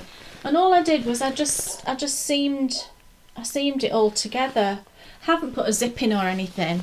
And I know that means that if I ever want to wash it, I'm going to have to unseam one of the edges, but so be it. Things don't tend to really get dirty in this house as such, do they? Not really. No. Because as well, our living room is on the 1st floor. We don't get any sort of muck tramped in or anything like that. And Bryony's, 9.5 now. She's not a messy child. She never has been really. So I think I'm pretty safe. So I think it came out really well. So I would say, you know, if you've got some of these squares and you're a bit fed up of knitting them and you just want to be over, you know, be done with it, make them into a cushion. I've got one more square over here, which I haven't bordered yet, that I'm keeping because I'm going to do a little tutorial on how I pick up the stitches for these edges. It's a Stacey Perry pattern. It's the Learn to Knit a Log Cabin. And I went back and looked at her tutorials. They're all free tutorials. I went back and had another look recently because, so, you know, somebody asked me how I did it and I thought, well, I just do it the same as Stacey does it. But actually on the tutorial, she doesn't show you how to pick up from a cast off edge, just a cast on. And she just say it's the same. But I thought, well, you know, people have asked me to show, so I will. So I'll do that as one of my little tutorials at some point, just to show you. So get yourself knitting cushions is what I say. Yes. So that's one. And it's lovely, isn't it? And how did you seam it? I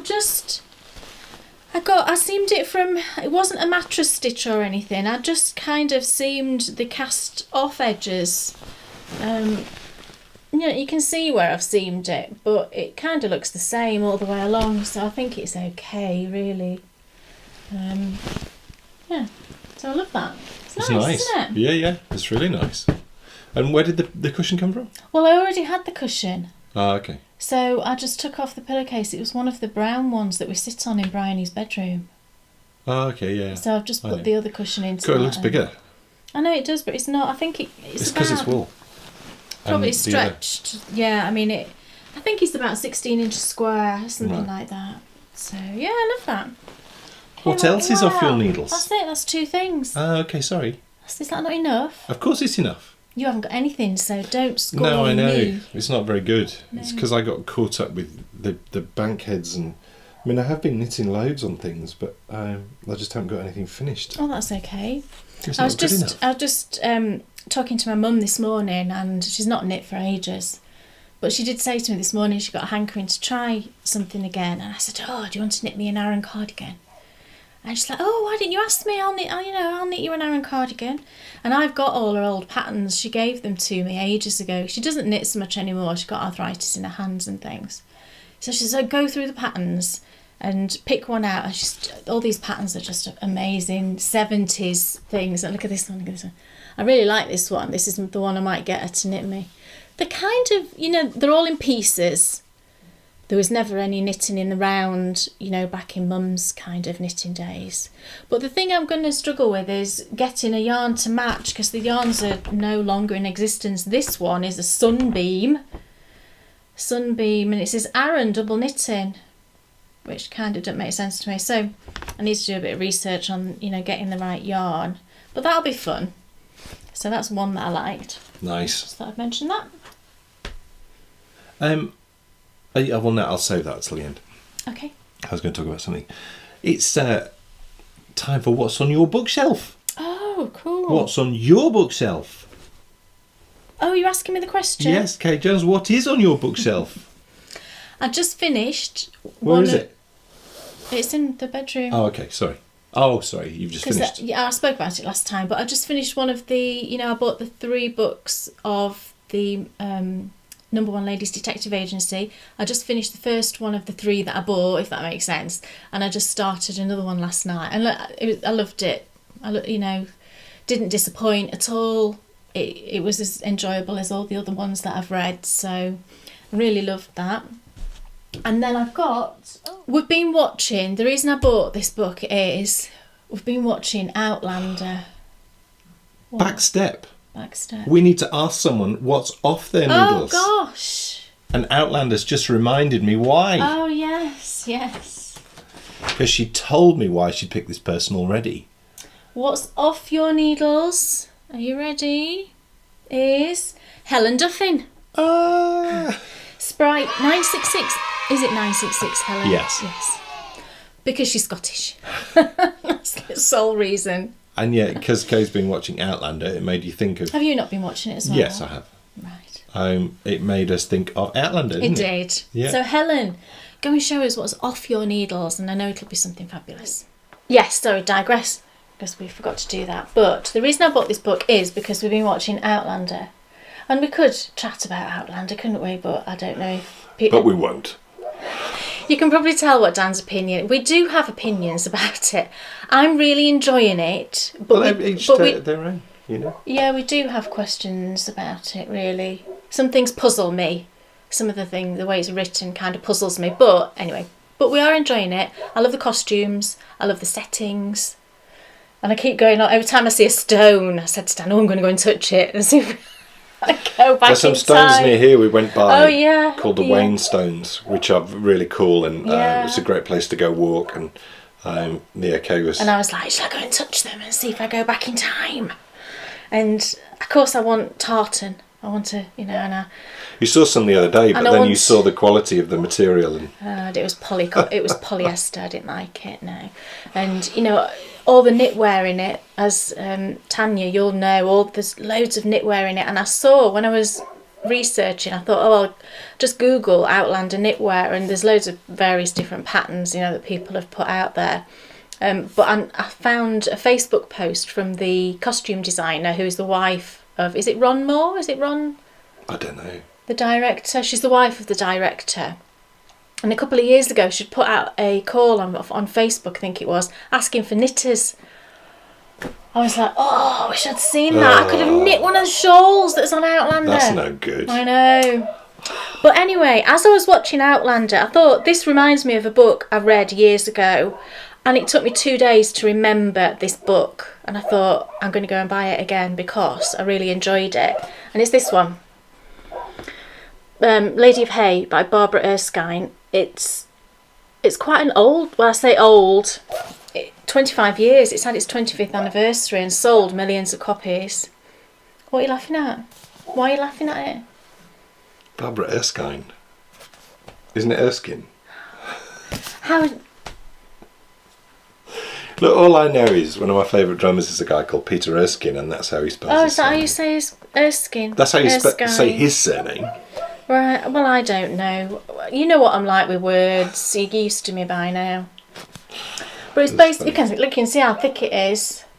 It's basically the story of a woman she's a journalist in the 1970s, and she gets involved in writing a magazine piece about hypnosis and people who say that they've had past lives. And she's all pooey about this and like, what a load of, nonsense. Anyway, she undergoes hypnosis just to sort of research it, I suppose. And she ends up being transported back in her mind to a time of King John, the reign of King John. And the story about this woman called Matilda, who is the Lady of Hay. And, just everything that happens. And it just reminded me of that, because it's a similar kind of thing, isn't it? I mean, she doesn't physically go back. Right. It's just when she's under hypnosis, it's like she's there. Right. Which I guess is slightly more believable than touching a stone and going back 200 years. Well, I would change it to slightly too believable. Well, yeah. Which I don't know. What year is that? You'll know. King John is in the early 12th century. Right. I had a feeling it was a long time ago. Is it 800 years or something? No. It's not as much as that. Well, it's around. It's going to be around 1200. Right. So a long time ago. And it's the story, of what happens, and there's a secret passion, and there's treachery, and it's going to be around about the time that all the monasteries were absolutely at their heyday. Right. And the thing that she did, because this was a 25th anniversary special edition, she wrote an extra bit, like a follow-on. I don't know where it starts, at the back, but you know what I mean. Just what happened next. Oh, the final chapter. There you go, look, 2011, the final chapter. She wrote an extra. I know. Chapter. And I've had in my head, Tanya, the music from Outlander has been in my head for days and days. I can't stop singing that song. I'm driving myself mad singing it. So I'm looking forward to reading Barbara Erskine. And then the other one I bought. No, it's my turn. Do Do we have to go backwards and forwards? Can I just do mine and then you do yours? No, because it keeps it entertaining rather than it just being... Am I just boring if I just carry on? I'm just boring if I just carry on. Right. It's good to have change in voice. Your turn then. I will frog while you do that. Ribbit. I'm frogging the rib. You're going to ask me? Sorry, Dan Jones, Yes. What's on your bookshelf? You don't even have a... Well, you do have a bookshelf. I don't have a bookshelf. I'm continuing with this, which is excellent. It's such a good read. I've just recommended it to Kay's friend Sally, actually. Sally bought it. It's such a good read. I can't even begin to tell you how good it is when compared to others on a similar subject. She just goes through each one of his wives and really goes into detail about when they were young and what happened to them pre being married to Henry, and then obviously focuses on what happens when he's married to Henry. But she writes in a way which anyone would find interesting. It's not all dates and... I was going to say, would I find it interesting? No. Yes. I wouldn't. No. Yes, you would. There's not loads of names. Right. So it's not like so-and-so did this and then someone else appeared and they did that. And it reads like a proper book. And I read it years ago and it's really good to go back and read it again and to understand and just remind yourself of some of the things that you've forgotten. So if you watch the Tudors, or if you have developed an interest in, whilst we've been obviously looking at the abbeys, we've spoken a lot about the dissolution of the monasteries. If you're remotely interested in any of that, then definitely need to give this a read, because I don't think many people, Sally didn't realise, did she, that why the dissolution happened, that it was because Henry wanted to marry somebody else, and you sort of learn how happy he was with Catherine. He was very happy with Catherine, and what happened very much because he desperately wanted a male heir, but also as well, I think that Anne Boleyn played the politics and wanted to be queen, and more perhaps it was her family that were pulling strings in the background. So it's very political, but at the end of the day, it's sort of, there's a lot of love story going on in it because he was a very passionate man. So yeah, it's a great book. If you're interested, give it a go. Antonia Fraser. Cool. What else is on your bookshelf? Well, let me see. I'm just doing this now. The inn at the top. Yeah, we went to, when we were in town on my birthday, I'd got some birthday money. So I said, let's go to Waterstones, we'll have a look in the bookshop. And I saw this book. We were upstairs I was looking in the craft section, and then we went to the travel section, and there was a whole load of books, like, Bill Bryson and, travel writery types. And I saw this, and it just appealed to me. The inn at the top, it's written by, my fingers are over there, Neil Hansen. And he is a writer, but during the 70s he took over ownership of this pub, and it's the highest pub in Britain. Do we know what it's called yet? Yes. I looked it up and I can't remember the name of the pub. I'll look it up again and we'll put it across the screen.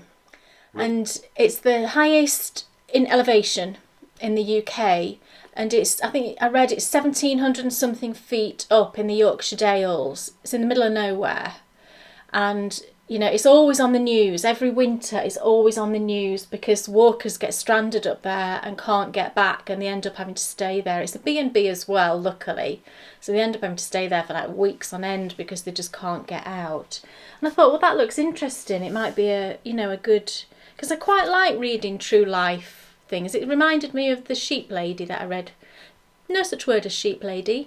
The Shepherdess that I read recently that I spoke about. It kind of reminded me of that. And I sort of on my birthday sat down in the afternoon and had a little read, and it started off really interesting. And it's set in the 70s as well, which I love reading about the 70s as well because I was born in the 70s, and everything was so different. It's not that long ago. I'm really not that old.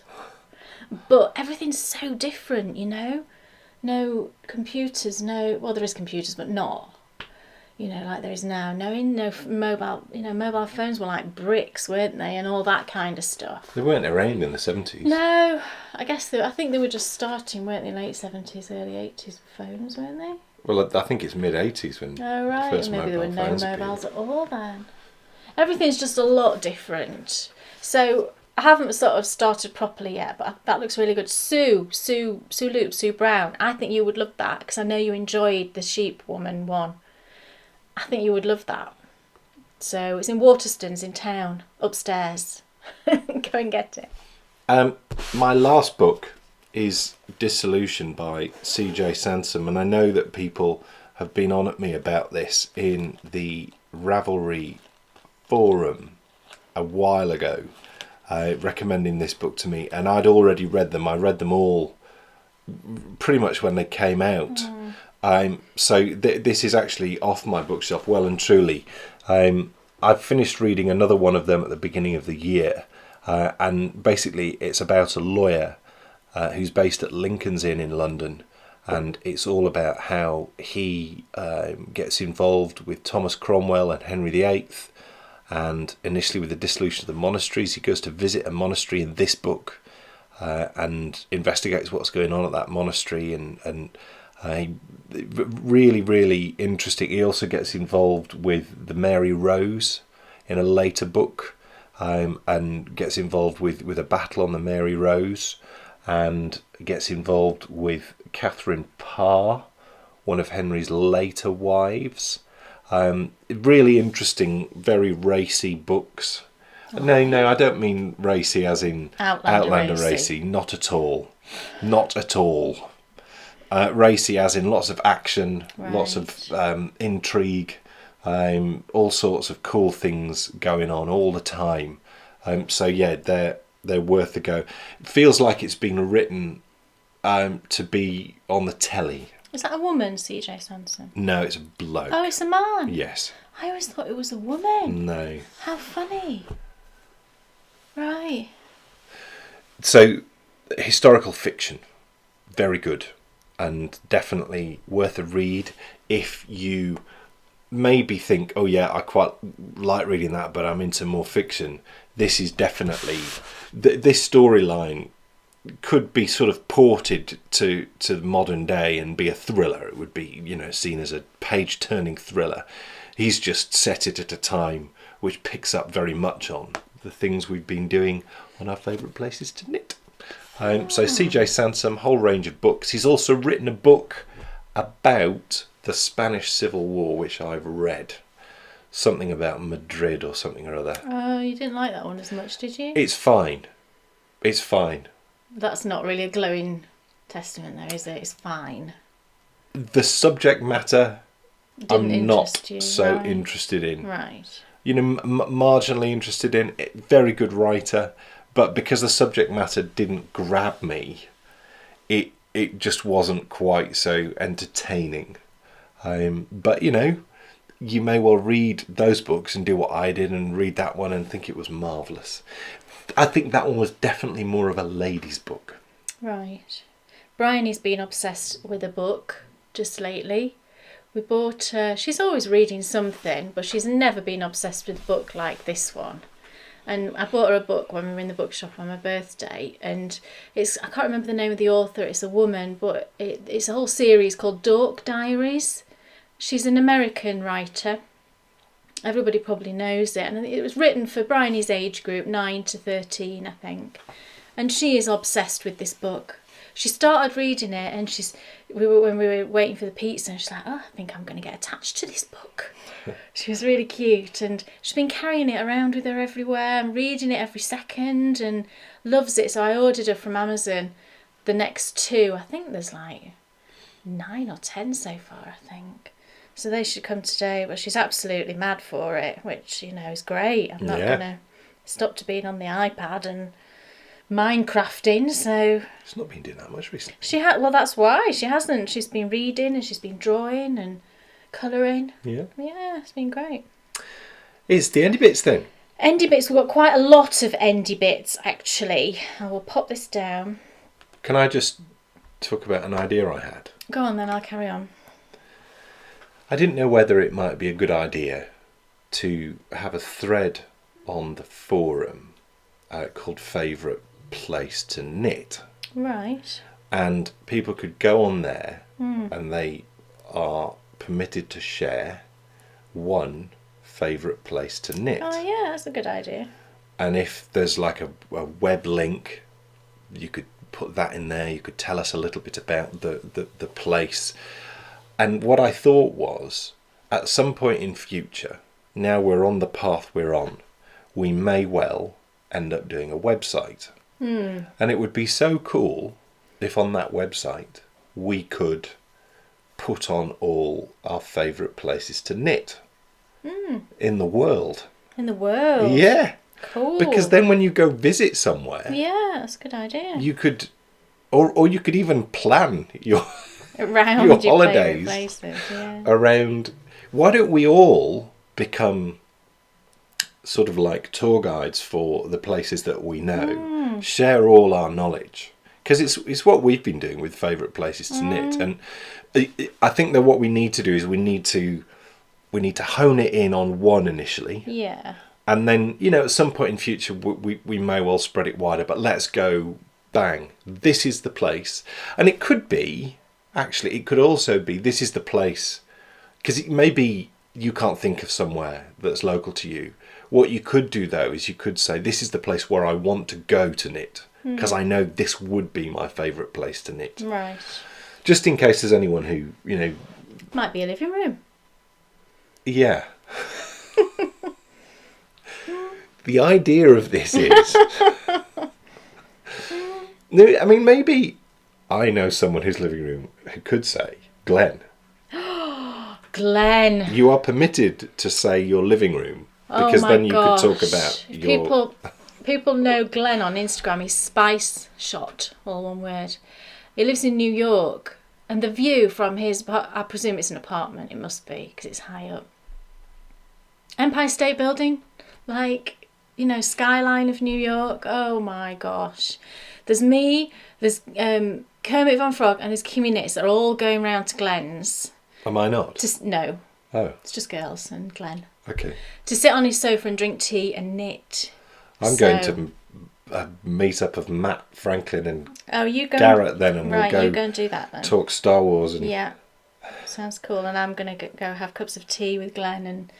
stare at the Empire State Building. But where's Benjamin Crudwig going to go? Oh. I think he'd come with you. He probably would. But yeah. Benjamin, you're more than welcome to come with us too. I think we should say that it can't be a living room. Right, okay. Do you not think? Well, no, I was just being silly. I don't think anybody would have put their living room, really. Well, there's a chance. There's a chance, I suppose. So if you want to get involved, then just... pick a place where you know that you would love to go knit. But what would be cool would be if we can build up a collection of places where people know and love, and that we would all... I shall put mine up, because I know what mine is, and everybody will know what mine is, but I will put mine up when you open the thread. And me too. Yeah. I shall also put mine up.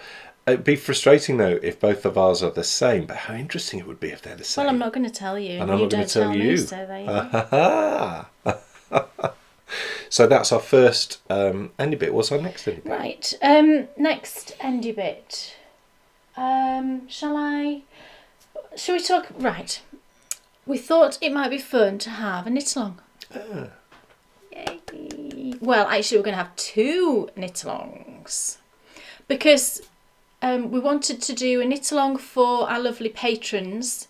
And a few people in the Facebook group have said, "Oh, should we have a knit along?" So I thought, okay, let's do that. And then also, I had an idea for an all of us knit along. The last time we podcast, but I didn't mention it just because we didn't know what we were doing with podcast and everything.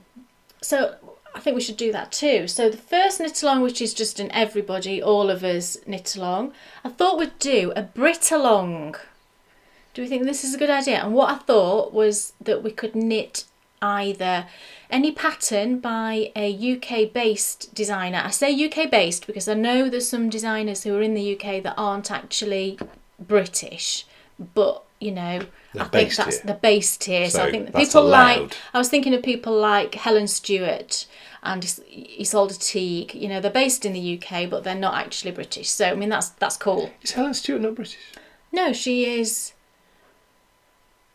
Helen Stewart is Australian. Oh, I had to think then, Helen. I didn't know. It's not New Zealand. I think she's Australian. I might be wrong now. I feel like Oh, it doesn't matter. but no, she's not. You know, she lives here. So any pattern by a UK-based designer. So when I say UK, that's England, Scotland, Wales, Northern Ireland. That's all of the UK. Or you can use a yarn. Oh gosh, it's just gone dark. You can use a yarn that's been dyed by a UK-based dyer or sold by a UK shop. So, do you think that's fun? Do you think that Yeah. sounds fun? Well, it does. Yeah, I think Yeah. so. So when's that going to start? So we're going to start it. I thought we'd start it on the summer solstice. I thought that sounded quite cool. Yeah, yeah. Which is, I had to write it down. I thought I knew, and I was right actually with the date. It is June the 21st. Sunday, June the 21st is the summer solstice. So that's when we'll start it, and I thought it would run for 2 months, so through till August the 21st, which is a Friday, and then it gives people time. 2 months is plenty of time if you want to knit, you know, several small things, or if you wanted to even knit a sweater or a cardigan. I think 2 months is a good amount of time. So what I'm going to do is I'll open a thread, a chatter thread, and I'll start putting in a few dyers and a few UK designers that are kind of off the top of my head. And I thought if we've got that bit of time beforehand, it gives us time to build up a list. Then people can, if you are a UK designer, if you're a UK yarn dyer, then add your details into that thread, and link in your patterns and your yarn or whatever so that people can see it. And let's build up a little library of where people can go to find patterns if they need to look for something. So we'll start it June 21st, finish it August 21st. And there'll be some prizes. Again, if you want to donate a prize for it and you are a UK-based person, designer or bag maker or yarn dyer or anything, and you want to donate a prize, then just PM me on Rievaulx and I'll give you my details and you can send it in, because I think that would be great. Yeah. I'll make a bag, and we've got already actually. I had a lovely message from Julie, who runs an online shop called SuffolkSocks.com. There's her details. And it's a yarn shop, but she also makes these beautiful bags, and she asked if she could send something for a prize for a knit along, and I'd got this Brit along in my head and I thought it's perfect. It's a perfect start. So I've got a skein of opal that she kindly sent. It's one of the Harmony ones, the new ones, and Danny from Little Bobbins is knitting socks in this with the elephants. So I've got a skein of opal, and also a beautiful box bag that Julie's made, and it's got beautiful yellow lining, a really lovely sized bag. It's beautiful. So that's 2 prizes we've got already. So like I said, I'll open a Rievaulx thread, chatter thread, just so that we can swap ideas, and chat Sounds about good. what we want to do. And then the other knit along that we're going to do for our patrons only is, I asked for suggestions on this, and I've gone with one of the suggestions because other people really like the idea as well. And the suggestion came from the lovely Tilly Trout. She said, why don't we have a favourite colour knit along? And I liked that idea because we've got quite a lot of new knitters, haven't we, in the Facebook group? And that then leaves it open, you can knit anything you want. So it could be a very simple project right through to, sweaters or whatever. So as long as it's in your favourite colour. So we're going to run it the same dates, and I'll tell you the reason why. So the same dates as the other knit along, so summer solstice through to August 21st. And you can double dip. So you lovely patrons, you can double dip. So if, for example, you knit something in pink, which is your favourite colour, and it was a UK-based pattern designer, you can enter into both. So you've got double the chance of prizes. Cool. Does that all make sense? And you're going to put up a Ravelry? I'll put up, Yeah. yeah, I mean, we can chatter about it in the Facebook group, but I thought we'd also do a Ravelry thread as well for chatter. And it will say patrons only knit along on there, so you'll be able to see which one it is. So again, that you can chatter about, you know, what you plan on knitting. So that's very general. I wanted to keep it very open like that, like I said, just so that it covers from new knitters through to more experience. So favourite colour, knit along. Cool. So thank you, Tilly, for that suggestion. And did you say the reason why it was the same dates? You did? Yes, so that Yeah. you can double dip. Cool. So that it just keeps it, and we can just keep track of it a little easier as well if we know that it's running, you know, the same dates. And I like the idea of starting something on the summer solstice. I can't even say that. No, that's a good Summer idea. solstice. I think that's quite nice. It's a good idea. So that's 2 knit-alongs. Yay! What else? What else? Right. I got some wonderful loot for my birthday. So I just thought I'd show you what that I got. I showed this on Instagram, but my mum gave me some money. Way more, actually, than I expected. But I bought a ball of yarn with some of it, and I bought some of this. I went into my local yarn shop and got this. I love the colours. Look at that. It runs from like a grey, mauvey, purpley through to these peaches and apricots and a tan colour. It's really gorgeous. And it's Lang Jawal Magic Digreed. I don't know the colourway name actually, but that's the numbers if you wanted to see it. It's a single ply, but it's a 25% nylon, 75% wool. It's a really good nylon content, so I don't see why it wouldn't work for socks. And that's what it's designed for. I could be totally wrong, but I'm going to knit a pair of socks with that. So that's beautiful. I love that. And then Bryony, I've mentioned she bought me the mini skeins, but she also got me, I've been wanting some of this sock yarn for ages. It's from 5 Moons again, and it's the Sinful sock. I got a little sample of this when I ordered some minis before, and I knit it into my blanket and I loved it. And it's 20% kid mohair, 55 superwash merino and 25 nylon. And I know that mohair is very strong, isn't it? So I think that will make a fantastic pair of socks. And the colourway is Vermin Light. That's not a very flattering name, is it? Maybe it's Vermin, not Vermin. I like to think it's Vermin. So it's beautiful, kind of grey tones, really pretty. So that I think will be something like a monkey sock or something like that. Hermione's maybe. So I've got that one. Then I got a fantastic gift, and she won't mind me saying, I'm sure, from fabulous Zena, our wonderful warrior princess, and she sent me such an amazing parcel with some yarn in for my birthday. Oh my gosh. She sent me 2 skeins. He's stolen the hand spun, Zena. She sent me 2 skeins of the John Arbon Knit by Numbers, which I think she's just about to start a jumper in it, aren't you? Is it a jumper or a cardigan? I forget. And Zena's is like a turquoise. It's beautiful. Did I say it right? Yes. Oh. And mine's in like this beautiful rich purple. It's gorgeous. It's 100% merino double knit. So it's going to be a lovely squishy shawl. I was thinking of a campside, and I'd have to add in probably another skein of a different colour to do a campside because it's that humongous shawl, isn't it? But love that. And then Dan's stolen. Look at that. She sent me some of her hand spun. Zena spun it. Look at that. It's fondant fibre. BFL, Blue Face Leicester, Polaroid picture colourway. Look at that. It's gorgeous. You're not having it? I shall name this Fonda. Fonda. Fondant Zena equals Fonda. There's nothing more perfect.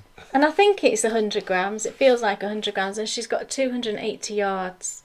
So I think, Zena, is it like a sport weight? I think it looks kind of like a sport weight. Maybe some bits are DK. So I was thinking it'd be a fantastic hat. Oh, it'd be such a nice hat. It's beautiful. I just kind of want to stare at it for a while. Look at that. Beautiful spinning, Zena. Look at that. It's gorgeous. There couldn't be anything more perfect. No, it's just fantastic, and I just love it. Dyed by Deb, spun by By Zena. Zena, I love it. Zena, I love it. I love it so much, and I think it perfect will be a combination. hat because what I really want to knit actually with it is I think a Ricky hat. I know There's that Ricky two you're hat making, again, yeah. but I'd have to cast on more stitches, wouldn't I? So I need to just look on people's projects to see if they've done them in like Just don't a make sport it floppy weight. and then it'll be alright. Probably. Well, yeah, mine isn't that slouchy. Oh, Zena, love it, love it. And then my lovely friend Sally, everybody knows Sally because I mention her such a lot, sent me, as you know, she bought me the planner. I didn't expect anything else because that was such a generous gift, and she sent me another parcel. Within the parcel, look what she's knit me. Look at this. How cute are these? Bryony's tried to steal them. Look! How lovely are they? And they fit perfectly, Sally. Aren't they sweet? I just love them. It's lovely soft yarn. I meant to ask you what it was. Wool? Well, it is wool. It feels like a merino. I'm not sure. But oh, look at those. I don't know what the pattern is. I'm sure it'll be on Sally's project page. She's Salbug now, isn't she, on Instagram? Yeah. Sally, I love them. You're so sweet to do that. They're fantastic. Love them, love them. And then finally, my sister. Now, historically, I've not got the best of gifts from my sister, have I? No. God love her. But the past two presents, so We at won't go into Christmas- detail. No. But the past two gifts I've had from her at Christmas, and this one, because she now knows that I sew, and Julie sews, my sister sews as well, she's been giving me fabric. This is fantastic. And she knows that I want to say George Clark. George Clark's the man on the programme on the TV. It's Clark & Clark fabric. It's the heavier weight. It's like a cotton duck. You all know what I mean by a cotton duck, don't you? Look, it's Clark & Clark. And she got me this one with beautiful birds and butterflies on. Isn't that pretty? And then this one with Scotty dogs. Oh. Isn't it cute? So, I mean, she's given me, I think there's 1/2 metre of each. So I think I will make some bags and put them in the shop with this. It's like the Radley dog. It does look like the Radley dog, doesn't it? Yeah. So I think I will I'm going to obviously make a bag for myself out of it. But I think I will, because I'd like to share the joy of this fabric. I think I will put a few bags in the shop of those. So that was that. Anything else? Let me just read my notes in my planner. While she's talking, I'll just quickly say thank you to all the amazing patrons who've engaged with us over the last couple of weeks. Thank you so much. It's been really cool engaging in a whole new way. We can do that in just a second. We're going to end on a high. Yes, I'm so excited now. So patrons, thank you so much. Yes. We're just sort of getting going with this. So there's been some tutorials, some behind the scenes, there's been lots of photos, there's been lots of talking, there's been lots of tidbits that's gone in. But from our point of view, some of the changes that we've been able to make are, this is going to be the first podcast that I've edited on Final Cut Pro, which is a pro editing suite, which is going to give a lot more control and a lot more ability for us to be as creative as we want to be. Plus we have a new tripod that we used for filming, and we're using earlier on for filming as well here, which has been brilliant. It's nice and light. Brian's been able to hold it okay, as have all of we. So yeah, there's lots of cool things going on, which is great. So thank you so much. Thank you. Go on. I didn't do somebody for what's on your bookshelf. This is a super cool person. She makes me laugh so much. This person is a legend. She just makes me laugh. This person podcasts while driving a car. Oh, she does. We said, didn't we? Is that legal? I don't know. I've just made it legal. I can't even form the word. She's so legendary. It's untrue. And that person is... This woman says it like it is, baby. She does, and I absolutely admire. I admire you for that. Who is it? It is Pam Chatfield. All hail. It's Yarny Nana, she is on Instagram. And I think her podcast is Yarny Nana, isn't it? Yes. She does dye yarn. I can't remember the name of your shop, Pam. That's really bad. But she does dye yarn. And she does a podcast. And she's just very straight talking. And I love that. Yeah. Yeah. You know where you stand. Yeah. She's so cool. She's very cool. Oh. Yeah. So I'd Pam, love to be in a knitting group with Yarny Nana. Go and tell us what's on your bookshelf. Yeah, that's so interesting. Yeah. I wonder what is it. I've got no idea. No. With some people, you could sort of hazard a guess. Yeah. Like Matt Franklin, it would be, some lovely romantic fiction. Oh, he's making fun. Milton Boone or one of the Outlander books. Maybe I should get one of the Outland books. Can I just tell you the thing that I really don't get the most about the Outlander story? It's so funny. The thing I don't get the most, I'm kind of talking to Tanya here because she's the only one that I know that's a really big fan There of will be it. Thousands. They will, I'm sure, and everybody will have an opinion. Millions of huge fans. The thing I don't get, and I find a bit upsetting, is the fact that she loved her husband, that she had in the 1940s. He seemed to be a lovely man. That episode, the first episode, clearly, they had a good relationship, if you know what I mean. And they seemed to love each other a great amount. And then she's, I presumed that she would go back in time and she would meet, the person that she's met, Jamie, and it would be like an instant love thing. And it's not. And like a thunderbolt. Yeah. Like it was when we met. I don't want to give any... I'm going to talk about it now. So if you don't want to know, then skip this bit. Just go to the end. But she's just married Jamie, and yet they don't seem to have any chemistry and any. Am I missing something? I don't think. And we both said the same thing, didn't we? There doesn't seem to be that spark between them, and yet she's married him, and say no more. I just don't get that bit. And I realise the husband's not alive at the moment in 1743, but she's still married to him and she still loves him. I'm struggling with that bit, Tanya. Tell me if I'm missing something. But beautiful the costumes are fantastic, and I'd love a kilt that's like long at the back like that. I think that's super cool. Yeah, and I quite like Dougal. I'm sure you could get proper kilts. I think Dougal's a fantastic actor. Yeah. Yeah. Gordon McTavish, is that his real name? Yeah, yeah. Which sounds even more Scottish than his real name in the series. Yeah.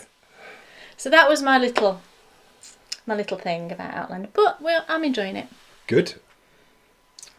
What?